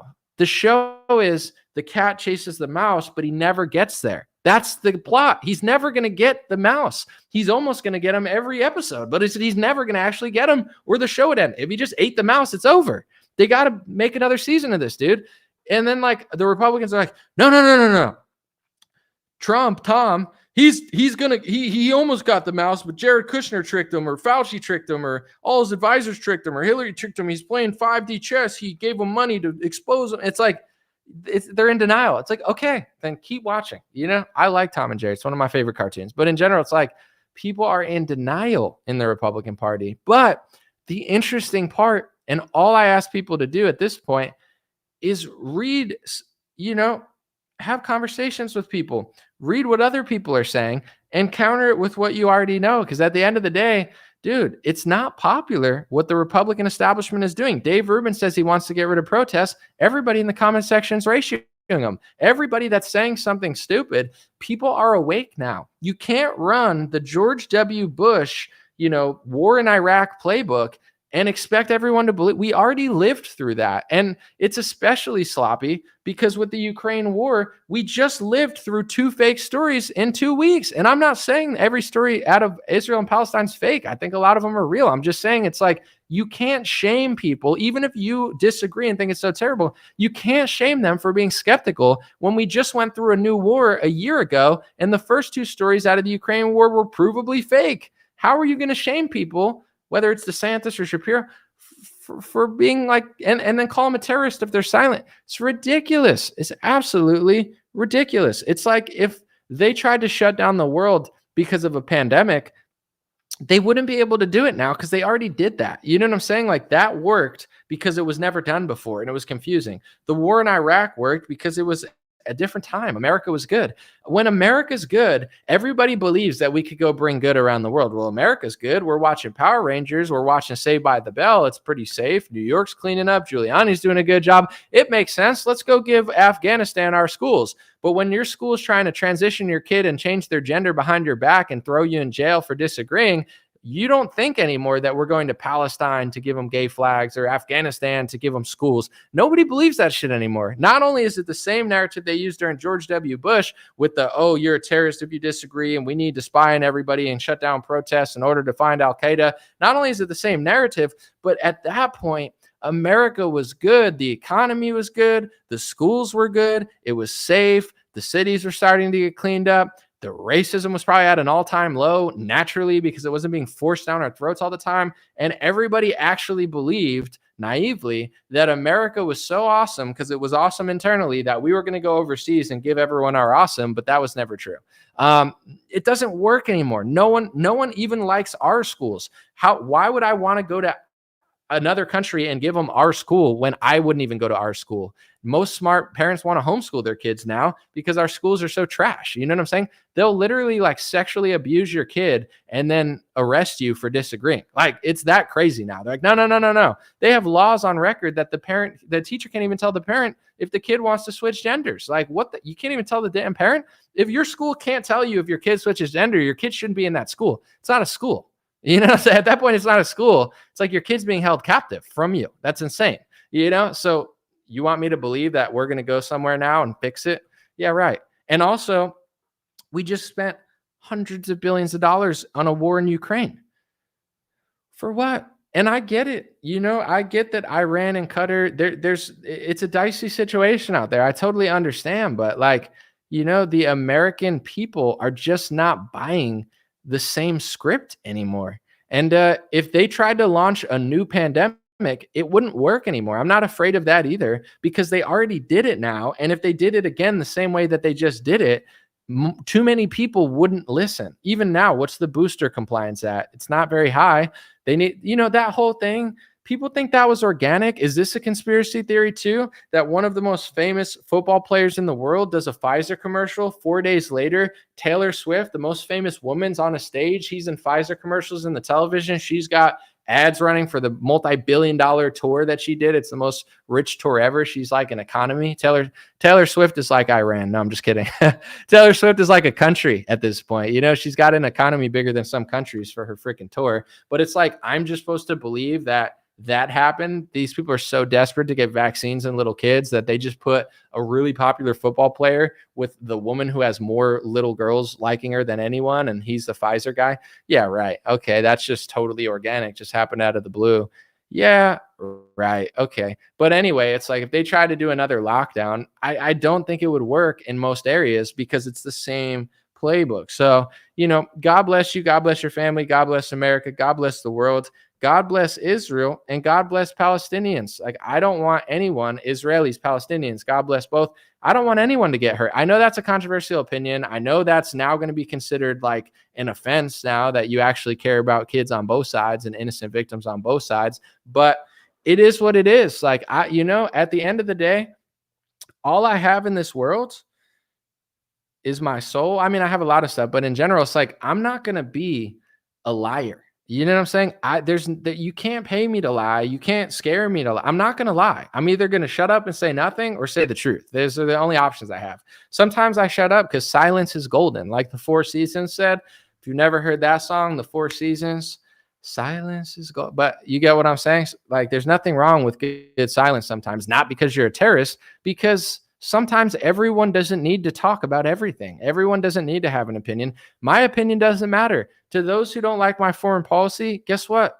You're in luck. No one cares what I have to think. I'm not changing foreign policy. None of the parties agree with me. And, it's not like I could shift foreign policy anyway. So you're in luck. I don't call the shots. So it doesn't even matter. But in general, when it comes to the United States of America, this is what I believe. I think that our Constitution is special, and I don't want to give up my First Amendment. So if there's a school shooting, it's tragic, it's horrific. I will pray for the victims. I will condemn violence and terrorism, but I will not say that it's time to take my gun because of a school shooting. You know what I'm saying? So they always use a tragedy and try to take away people's stuff with the tragedy. And they've been for years pushing legislation to take away our stuff under the guise of anti-Semitism and under the guise of hating Israel. I don't hate Israel. I love Israel. I love Israelis. I just don't believe that hate speech laws should be passed in our country. And here's the interesting part. They will say that it's anti-Semitism to say that any politician or any person is subservient to Israel or something. Like, that's anti-Semitism, right? But in America, you can criticize America. There's no hate speech law about criticizing Trump. There's no rule that says you have to criticize America as much as you criticize Saudi Arabia, or you can't criticize America more than you criticize other democratic nation. But one of the anti-Semitism rules that DeSantis passed through legislation, Trump passed through legislation, it's on the State Department website, and everybody's trying to pass them into American law. It says that you can't criticize Israel more than you criticize other democratic nations. So what does it mean if America polices what you say about Israel more than America polices what you say about America? I'm going to ask that question again. What does it say about the United States of America that you are free to criticize your own government more than other democratic nations, but you're not? They police speech for a foreign country more than they police speech about our country. And I don't want them to police speech for our country. And to the dingbat lady named Karen, shout out to all the other Karens. We love you, Karens, but not that Karen. We love you too, Karen, but you're annoying. Anyway, she's like, you're jealous. You sound jealous. Jealous of what? Jealous of who? What am I jealous? Because I believe in the First Amendment, I'm jealous? I don't criticize America because I hate America. I love America. And I wish more people were grateful for America, but I don't want to pass a hate speech law that says that it polices how much you can and can't criticize America. But Ron DeSantis and Donald Trump and the Republican establishment and the Democrat establishment are trying to pass into American life saying that there's a certain country which has 20 rules that you can and can't say.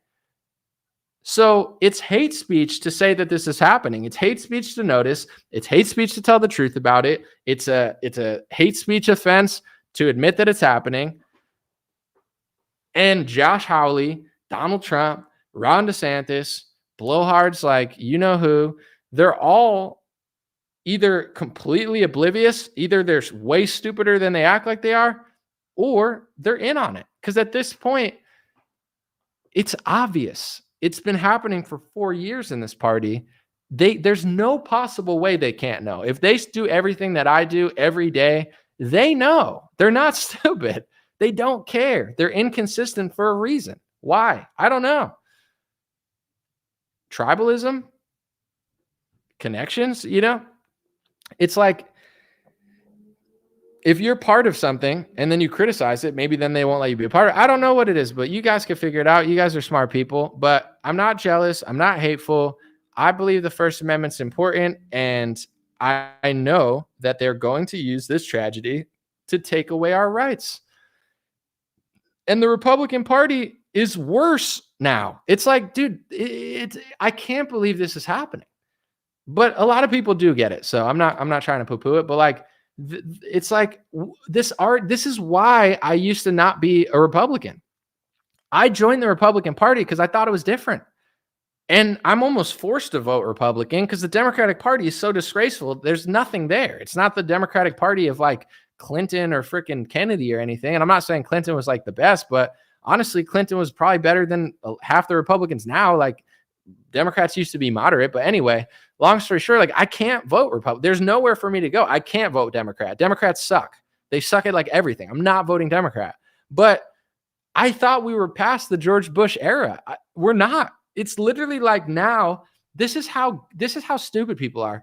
They can just flip it in like a week. And then all of a sudden, Democrats now all of a sudden care about free speech when they never cared about it before. And Republicans are trying to cancel free speech and protest and start wars that create a refugee crisis. And then the Democrats are going to bring them here. It's like, how did they do this so quickly? I know how they did it, but I also know that a lot of people are catching on. It's just so nuts where I was like, does anyone pay attention anymore? And this is why everybody says, oh, you have Trump derangement syndrome. You have Trump derangement syndrome. No, if you just follow a character in politics, you're going to get tricked.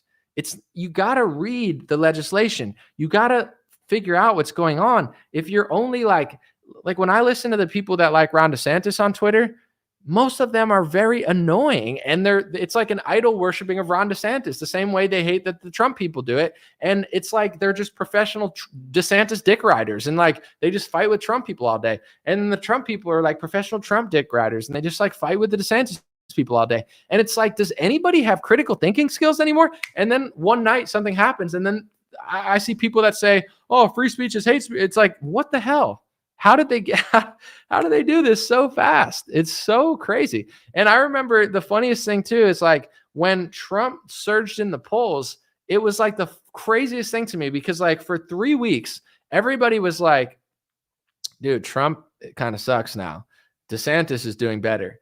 There were polls out there that were like DeSantis was up like 64%. And then they did the Alvin Bragg arrest, and overnight the polls swung in Trump's favor, and everyone's like, we got to stand. It's like, guys, people are so like, all you have to do is do one thing, and then everybody does what everyone says. Like and I'm like, what actually changed though? Besides the arrest, like, did he say something honest? Or like, no, it's just like they changed the script and it's season 4, and now everybody like that's how easy it is for people to move. They just move when they're told to move. So it's like, now I don't like the Democratic Party. I would never vote for the Democratic Party. They don't run our country, but I'm seeing like more reasonable statements from some Democrats now. It's like they're saying, like, not all of them, some of them are psychos, but like they're saying something like reasonable, and the right's like, you're a terrorist, you're a piece of shit, bomb them, kill them, create a refugee crisis. Yeah, take away the protest, take away the speech. Like, dude, like you're like bloodlusting so hard. You're going right back to the George W. Bush era.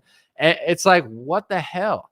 And this is why like we're never going to have a good coalition in our party, is because like there's, for good reason, people don't like Republicans, and for good reason people don't like Democrats. And if you always define yourself by what you don't like and you believe people based on who you hate, it's the same emotion. It's like obsessing over Trump or hating Trump. It's the same thing. Overly emotional, focused on the character, not looking at what he does, is going to lead you off path no matter which side you're on. And it's like, that's, the divide and conquer is actually genius. It's like you got left and right, you got black and white, you got multiculturalism, you got red and blue, you got Trump and DeSantis, you got Trump and Biden, you got Israel and Palestine. Now you have conservatives saying that protesting should be shut down because it's actually terrorism, but it's like they're already saying that about you.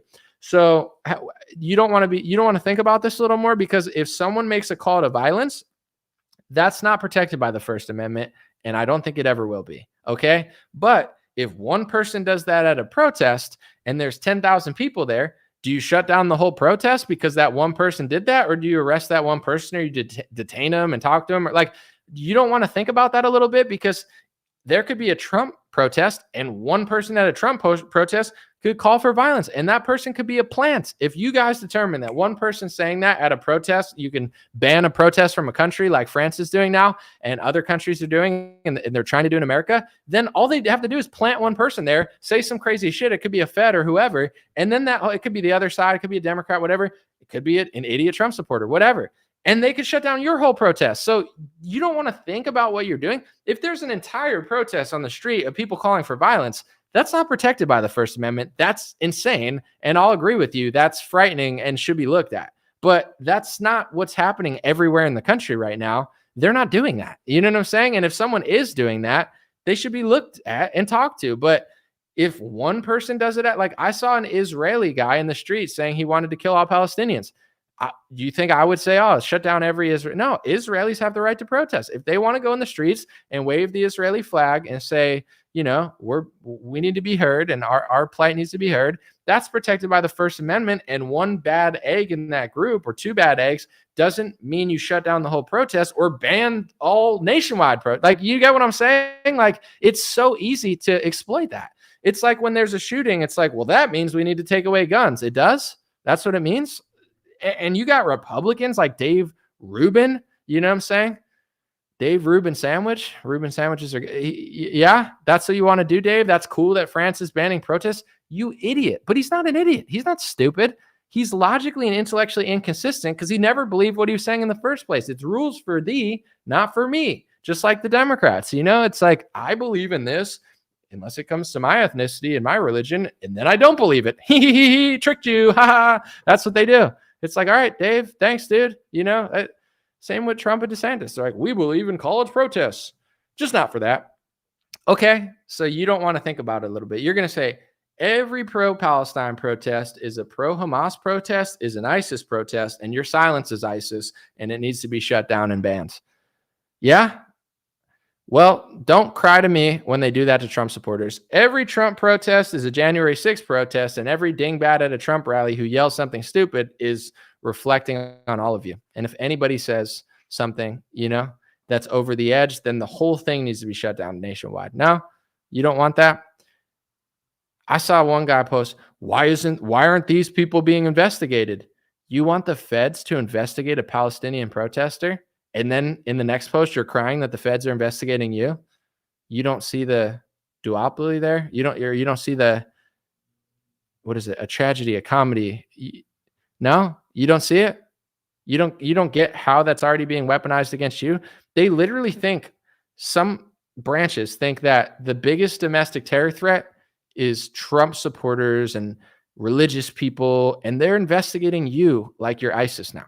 They're investigating you like you're a terrorist. You're the new Al-Qaeda in their eyes for going to church, for voting for Trump, for thinking the election was stolen, for wanting to leave your house. You know what I'm saying? The Gretchen Whitmer plot, a bunch of people said they were going to kidnap Gretchen Whitmer. They found out later that there were more feds than actual people, and that plot, according to the Daily Beast, was hatched by the feds. And they use that as an excuse to try to like go after all lockdown protesters. Oh, you're going to lead to violence. You don't see how that's going to get exploited? Crazy. It's crazy. It's crazy that this is happening.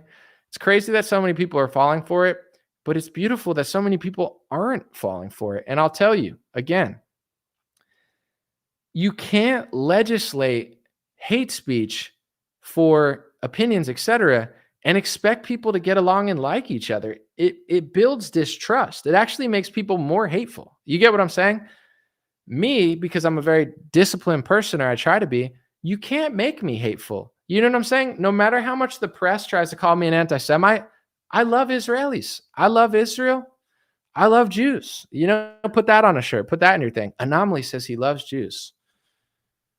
God made all his children. I'm not here to badmouth anybody. There's a lot of great Jews in this world. There's a lot of great Israelis in this world.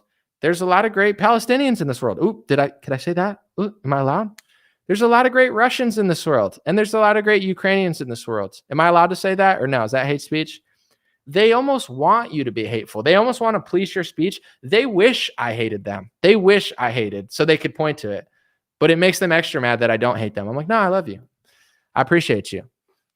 I'm not jealous. I'm not a victim. I don't think you're hurting me. I don't care. I don't think Americans are victims, to be quite honest. I'm not saying, oh, you're persecuting us. No, Americans are doing it to themselves. If these people can't wake up, that's human nature. You know what I'm saying? You got to wake up. You got to play your part. If everybody played their role and peacefully and honestly looked at stuff, this wouldn't be happening. So I don't even think we're victims, but it's like, when you police speech and when you call somebody an anti-Semite enough times, most people just get annoyed and then they never like you again, or they never like your press publication, or they don't like your political party, or they don't like your organization. Me, you can't make me hateful. I still don't hate you. I'll still read your publication and post good articles that you do, even when you lie about me. I'll still show love to your people. I'll still show love to your country. I'll still pray for you. I'll still wish for because you can't make me with the divide and conquer stuff. One of the greatest things that I'm so grateful for is I've met good people from everywhere. So growing up, one of my favorite families was Jewish. The mom was really nice to me. The dad was really nice to me. They'd take me on vacations. It was one of my best friends. The family was great to me. So you can never make me hate Jewish people because I've had great experiences in my personal life with Jewish people. I've had great business experience. I've had great friends. I've stayed weeks with my Jewish friend in Hawaii, one of the greatest guys that I know. And he's a little left wing, which is, he's wrong, but it's okay. But he's a good guy. But it's funny because he's the type of Jewish person that is not obsessed with Israel, he'd be like, I'm not that connected to it. And then there's Jews in New York that are rabbis against Israel. They're not Zionists, And then there's Jews that love Israel. You know what I'm saying? And Roseanne's one of my better friends and she loves Israel and we're cool. It is what it is. I get it. It makes sense. She's awesome. So the press tries to make people hate each other and make you think it's so black and white. But I've had such a great experience with people that you can't make me hate. I got thousands of great Jewish supporters, people in Israel that show love to me, that understand what I'm talking about. So you can't make me think that everyone's like you because I know they're not like you. I've seen enough good out there to know what it is. One of my favorite people growing up too, my neighbor, she was Muslim. She prayed 7 times a day. She was a babysitter. She had a bunch of white babies that she looked after. She was nice as hell, but she just prayed, or nice as heaven, but she prayed a lot. And I thought it was interesting, but it was what it was. So I was like, well, not everyone's like that. But long story short, they want you to think that everyone's like this and make you mad to do the divide and conquer. And I'll tell you one thing that is so hypocritical that I've noticed from Ben Shapiro and, a lot of these anti-Semitism rules is Ben Shapiro will write. He wrote one of the hate speech rules and he said, saying that Jewish people have loyalty to Israel is anti-Semitism. You're not allowed to say that Jewish people have loyalty to Israel. Does anyone think that Ben Shapiro doesn't like Israel? It's anti-Semitic to say Ben Shapiro likes Israel? Of course he loves Israel. What? But it's on one hand, they'll be like, you can't say everybody likes Israel. Okay, I would say that because I know there's Jews in New York that are against Israel. Most left-wing Jews are against Israel. Probably, maybe not all of them, but a lot of them. There's rabbis who are against Israel, and there's rabbis who live in Israel. So I know it's not a monolith. But on one hand, you're saying it's not a monolith, and you can't say we're a monolith. Okay, that's true, but it doesn't need to be a hate speech rule, but it's true. But then on the other hand, it's Ben Shapiro will turn around and be like, you need to like Israel. Bernie Sanders isn't a real Jew if he doesn't agree with me. It's so they're constantly contradicting themselves. It's you say that Jewish people aren't a monolith. I 100% agree. And even suggesting that Jewish people are loyal to Israel is a hate speech, anti-Semitic, says Ben Shapiro. Okay. I mean, I don't think you need to say it's a hate speech rule, but yeah, no, there is diversity of thought in the Jewish world, obviously, politically, religiously, ethnically, is Israel-wise. But then on the other hand, they'll then turn and say, everybody has to agree with me or you're a terrorist. It's do people not pick up on the hypocrisy? They'll say, if you don't support us, this country, you're ISIS now. Okay. So silence is ISIS and supporting Palestine is ISIS because supporting Palestine is Hamas. So are you calling the millions of Jews in the world that do support Palestine, are they all ISIS? Is that what we're going to let Israel and, the Zionist Republicans do? That's the new rule. So, because there's millions of Jews in this world that love Israel, and then there's millions of Jews in this world that don't like Israel. And even if you like Israel and love Israel and want to defend Israel, you shouldn't call a Jew that doesn't like Israel an ISIS supporter. That's really fucked up. Excuse my language. It's fucked up to call anybody ISIS when they disagree with you. That's really fucked up. Like really fucked up. But they're doing that. You can't say we all like Israel. Okay, but we have to all like Israel or else you're ISIS. What the fuck? How's anybody falling for this stuff? It's like so blatantly obvious. You can't say we all think the same or else it's anti-Semitic. I don't think you think all the same. I know you don't think all the same because I'm not an idiot that just sits online all the time. I have a lot of Jewish friends and there's a lot of opinion. I have super Zionist friends. I have liberal friends that like Bernie Sanders. Like, I get it. You know, one of my Jewish friends, he likes Palestine more than he likes Israel, or he thinks Palestine's being oppressed, and he's Jewish. Is he ISIS because he's a liberal Jew? Like, and then, you know, his family, it feels the other way. So is this the game we're going to play? And what I'm trying to explain to people is like, I don't like Ben Shapiro, but I'm not going to call him ISIS because Ben Shapiro isn't ISIS. He's Ben Shapiro, you know, the host of the Ben Shapiro show. He sells sheets and, you know, whatever. It's like, you can't just call everyone ISIS or anti-Semitic, but they want to do that. And I'm just saying I don't even want to talk about this stuff because it's like so dicey and everybody gets so pissed at you, but it creeps me out when they're like, what do you think they're going to do to you in this country if they can designate you ISIS for disagreeing? I'm going to say it again. Millions of Jews in the world love Israel and defend Israel and support Israel and have Israel's back and thinks that they're being oppressed and being targeted. And that's 100% okay because Jewish people in the world have a right to like Israel. But there's also millions of Jews in the world that think that Palestine is being oppressed by the government of Israel. And that's also okay. Even if you hate it, they're allowed to think that way without being called ISIS. You can call them wrong. You could say that they're lying. You can support a better argument, but to call them ISIS now? People don't see where this is going? Really? Because you listen to Blowhard, Dan Bongino, and Ben Shapiro? You guys don't see where this is going? Day of Jihad, oh! You don't see where this is going? It's going the same place it goes when they say that you going to a beach is a health violation. You going to a beach is a health speech violation. Or a health code. You're going to hurt people because you're breathing without a mask on. This is the process of slowly dehumanizing people. You can't go anywhere without a mask on. You have no face. You have no identity. You got to shove a test halfway up your skull, put vaccines in your arm. You got to do what we say. It's not hard to see how, and you know what? They did that in Israel too to people, and nobody even talked about it. All these Zionists in America, like they care so much about Jews in Israel. No, they don't. Because when Jews couldn't even go places because they weren't vaccinated, the ones that opted out, where were all of these people that claimed to love them so much? All of a sudden, they were nowhere to be found. Isn't that interesting? But in general, it's like they've already dehumanized the crap out of us in the last couple of years over that. And now you have foreign countries and our own politicians calling people conspiracy theorists, ISIS, calling to shut down protests, and people are going to be okay with that. You don't see where that's going to lead.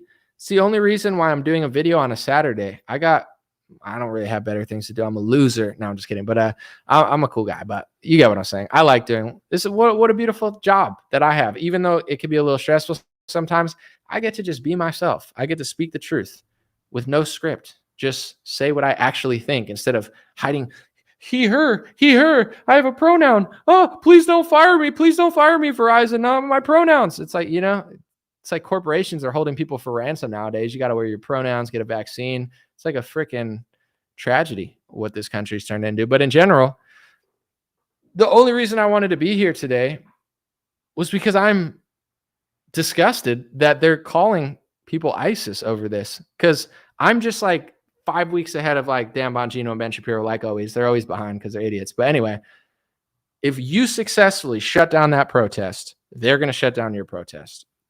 If you successfully police speech, your speech is going to get policed. And if you can get calling someone a terrorist a stick, what happens to a terrorist? You lose your privacy, you lose your freedom. Eventually, some of these scumbags in government are going to try to throw you in prison. They already do it in other countries. There's people in other countries rotting in jail because they question history. There's people in other countries rotting in prison because they offended a Muslim or offended a Jew or a Christian. I don't know I don't know, a black person, a freaking transgender. There's a guy freaking in prison because he said something about, he called someone a fat lesbian and he's in jail. And Americans don't realize how close we are to that. And you want to listen to Blowhard Dan Burp Gino and Gwen Shapiro and all these other, and Dave Rubin Sandwich that are you can pray for people, show love, listen to them, but understand you do not want them to be able to call 100 million people in this country ISIS because of an opinion they have against the war. And they already did this with the Russia war, guys. After the Russian war, they started banning Russian athletes.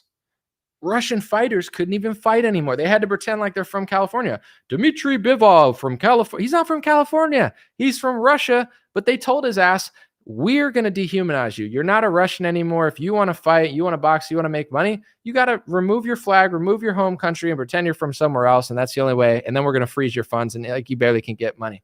Like, he had trouble even getting the money.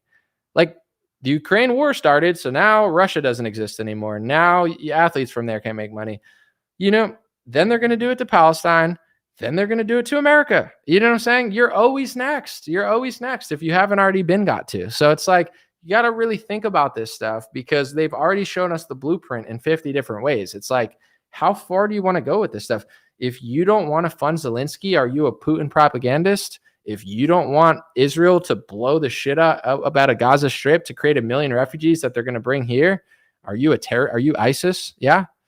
You're ISIS because you don't want to start a refugee crisis. But the people that literally funded Hamas are not, though. They're not. But you, for having an opinion or having no opinion, you're a terrorist, not the people who funded them. Does that make sense? If that makes sense to you, you're watching the wrong person. And I'll just tell you, just think about it, folks, because I'm not saying this to be like, what's it called? Trying to think of the right word. Contrarian. 90% of these like Republican influencers that everyone follows, they're totally full of shit. Like, totally full of shit. Like, it's like they tell you exactly what's right until something breaks out. And then they start freaking you out. And like, we were freaking out for like a week and then like nothing happens. And then it's like, it's just like a constant outrage fest. So you don't think straight and you only hear one perspective and you're always freaking out as they're selling you out, as they're trying to cancel protests, as they're pushing speech laws, as they're calling people. It's ridiculous. Hopefully that made sense. Hopefully that didn't get me in too much trouble. I've accepted the fact that America's not really a free country anymore. I mean, it's like kind of free, and I'm trying to like keep on to the freedom I have. Like, I'm saying like, please let me keep a little freedom, please. I'm way too jacked for the gulag. I'm trying, but at the same time, it's still a lot better than other countries. And that's all I'm trying to do. Hang on to my liberty. And my ultimate goal is peace. I want Israelis and Palestinians to sing songs and dance, but I know that's not realistic because they both seem like they hate each other. It's clearly a tricky situation, but I'm just saying in general, I understand that this topic, I'm just going to say it, and then I'm going to leave this topic alone. I don't feel like talking about it every day. This topic is why everything I've done, guys, I've gotten 1 billion views. Okay. I'm not saying this to brag now. I'm saying this because I'm going to write my own history. Okay. This is my real history. A kid who moved to a city when he was 23 years old with 2 suitcases and no money, never asked for money from my family, never had daddy or mommy giving me money, made it on my own, worked my ass off, had to be at the bus next to gang members to make a $15 an hour job, hustling in Los Angeles for 7 years, turning down every record label that I ever got because it was bullshit and they wanted me to lie, stuck to my own path, was broke for the first, from 20 to 30 years old, and then got 1 billion views with no editor. I make all my thumbnails, no team, no manager, no record label, tens of millions of music streams. I played festivals with 10,000 people at it, performed on stage, roaring applause because I'm an awesome hip hop artist and I'm great live. You know what I'm saying? Done all these things. Did some of the best journalism during the pandemic. told the truth about Trump when all the media was lying, got a billion views. Everywhere I go, people recognize me. I'm just saying. That's why the media doesn't matter. Oh, Anomaly, I love your stuff. I got stopped today. Some kid goes, Anomaly, I love how you're even keeled. I love how you're not too much of either side because you call it, you know what I'm saying? That's my legacy. And then the only press I've ever gotten, guys, despite having a billion views, is anti-Semitic rapper. What the hell are you talking about? I got 20 songs. I don't even talk. I said Zionist in one song, and now they're acting like my whole catalog is like an anti-Semitic manifesto. It's not. I love Jews. I just use the word Zionism because I understand the dynamic between Zionism and the Republican and Democratic Party. And I'm concerned about my First Amendment. And that's really the dynamic there. But if you want to, that's the only press I ever get, ever. Okay. So in 50 years, they want people to read that that's all I was. I wasn't a success story. I wasn't one of the best journalists in the world. I am. I wasn't a great hip hop artist that should be bigger, but I don't spend that much time on it. But I'll shock you guys. Don't worry. I got some fire. But anyway, it's like, no, I'm just that, right? And that's going to be what they want on Wikipedia and in history books. And when you search, you know what I'm saying? So talking about this topic, I'm telling you, I've talked about everything. Talked about racism, sexism, George Floyd, Democrats, Hillary Clinton, whatever. You know what I'm saying? I've defended Trump a million times. You know, I've done it all.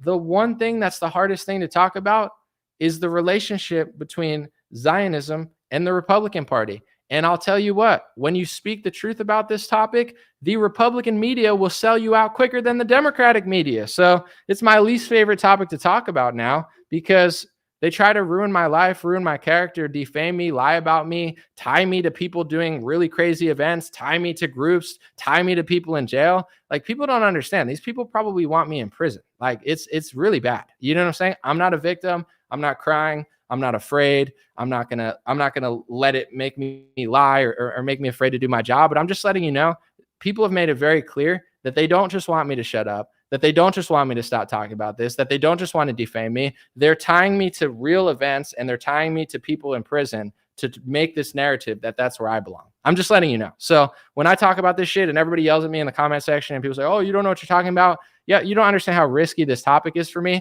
because America is essentially an occupied country. We're under occupation. The Republican Party is completely controlled. Okay. So it's not an easy topic. You could yell China because nobody gives a shit, you know, but you tell the truth about this topic in relationship to the First Amendment, and you're not going to be able to work at Turning Point anymore. You're not going to be able to make speaking gigs. You're not going to be able to get hired by Daily Wire. You're not going to have every door is going to close in your face. And these people behind the scenes are going to try to destroy your character. But guess what? The people know the truth. And I'm going to write my own story. I'm not going to let these people hijack the narrative, rewrite my story, and then probably try to make it illegal in 50 years to disagree and say that I was a good person, which I was. Say that I was a success story, which I was. Say that I was a nice person who loves Jews and loves Israel, which I am. I don't hate anybody. You can't make me hate Palestinians, and you can't make me hate Israelis. You can't make me hate Russians, and you can't make me hate Ukrainians. You can't make me hate Chinese people. You can't make me hate Christians. You can't make me hate Muslims. You can't make me hate Jews. You can't make me hate Democrats and liberals, and you can't make me hate Republicans. I'm not going to turn into what they want to pretend that I was. So I'm just being honest. This is the hardest topic for me to talk about. And, you know, it's going to be anybody that figures this out, your entire life will change. It's like, you know, it's like not getting vaccinated during the pandemic and now you can't travel, you can't work. Like it's that hot of a topic. So we'll see what happens over the next couple of weeks. I really hope that they don't blow the Gaza Strip into oblivion because in general, then they're going to create a massive refugee crisis, kill a bunch of kids. And then where's everyone going to go? They're going to bring them to Europe. They're going to bring them to America. I've seen a Republican that wants to blow up Gaza say that he thinks America should morally bring them in. He's like, let me just kill these people. And then whoever doesn't die, we bring them here.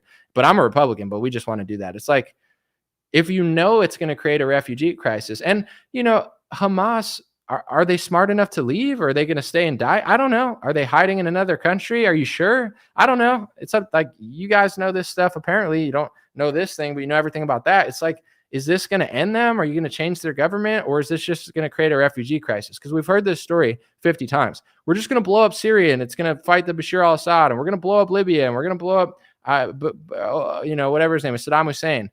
Okay, we did all that, and now what? Is there peace in that region? I don't know, but it is what it is. I'm never gonna lie, and I'm never going to self-censor. But out of peace, because I'm actually a normal person who likes to enjoy normal activities and live my life, I don't like to talk about the same thing all the time, and it's not a topic that I really fully enjoy about talking. But I'm not gonna watch them try to call everybody ISIS for being silent. That's insane. Honestly, most people in this world, they shouldn't say much if they don't know much. Like, should I start a freaking gymnastics channel and talk about gymnastics and it's ISIS if I don't?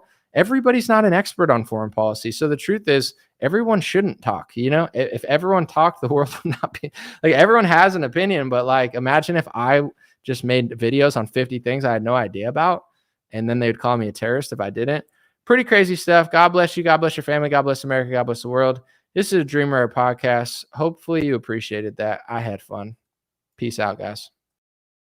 Hey, what's going on, my friends? Just a few ways to stay in touch and support if you'd like to. The first way is dreamrare.com. We have blue beanies, black beanies, pink hats, other colored hats, freedom versus tyranny shirts, stay blessed long sleeve, God is great long sleeve, and lots of more cool items coming soon. Dreamrare.com. Check out the shop to support. Everything's made in the United States. Handpicked by me. Patreon.com/raretalk for $5 a month. You can help support me, support the show. If you haven't noticed, unlike other channels, I don't work with very many sponsors, sometimes none at all. And part of the way I'm able to do that is with the dreamrare.com shop and patreon.com/raretalk. So thank you guys for keeping this show free, unimpeded, uninterrupted. I'm forever grateful. My free email list is stayintouchwithme.com. So check the links below in the description, or just type in on any browser, stayintouchwithme.com, all one word. You'll find my email list, put it in there, and it's the least annoying email list you'll ever be on. I barely use it because I don't like getting emailed every day or every week. It's annoying,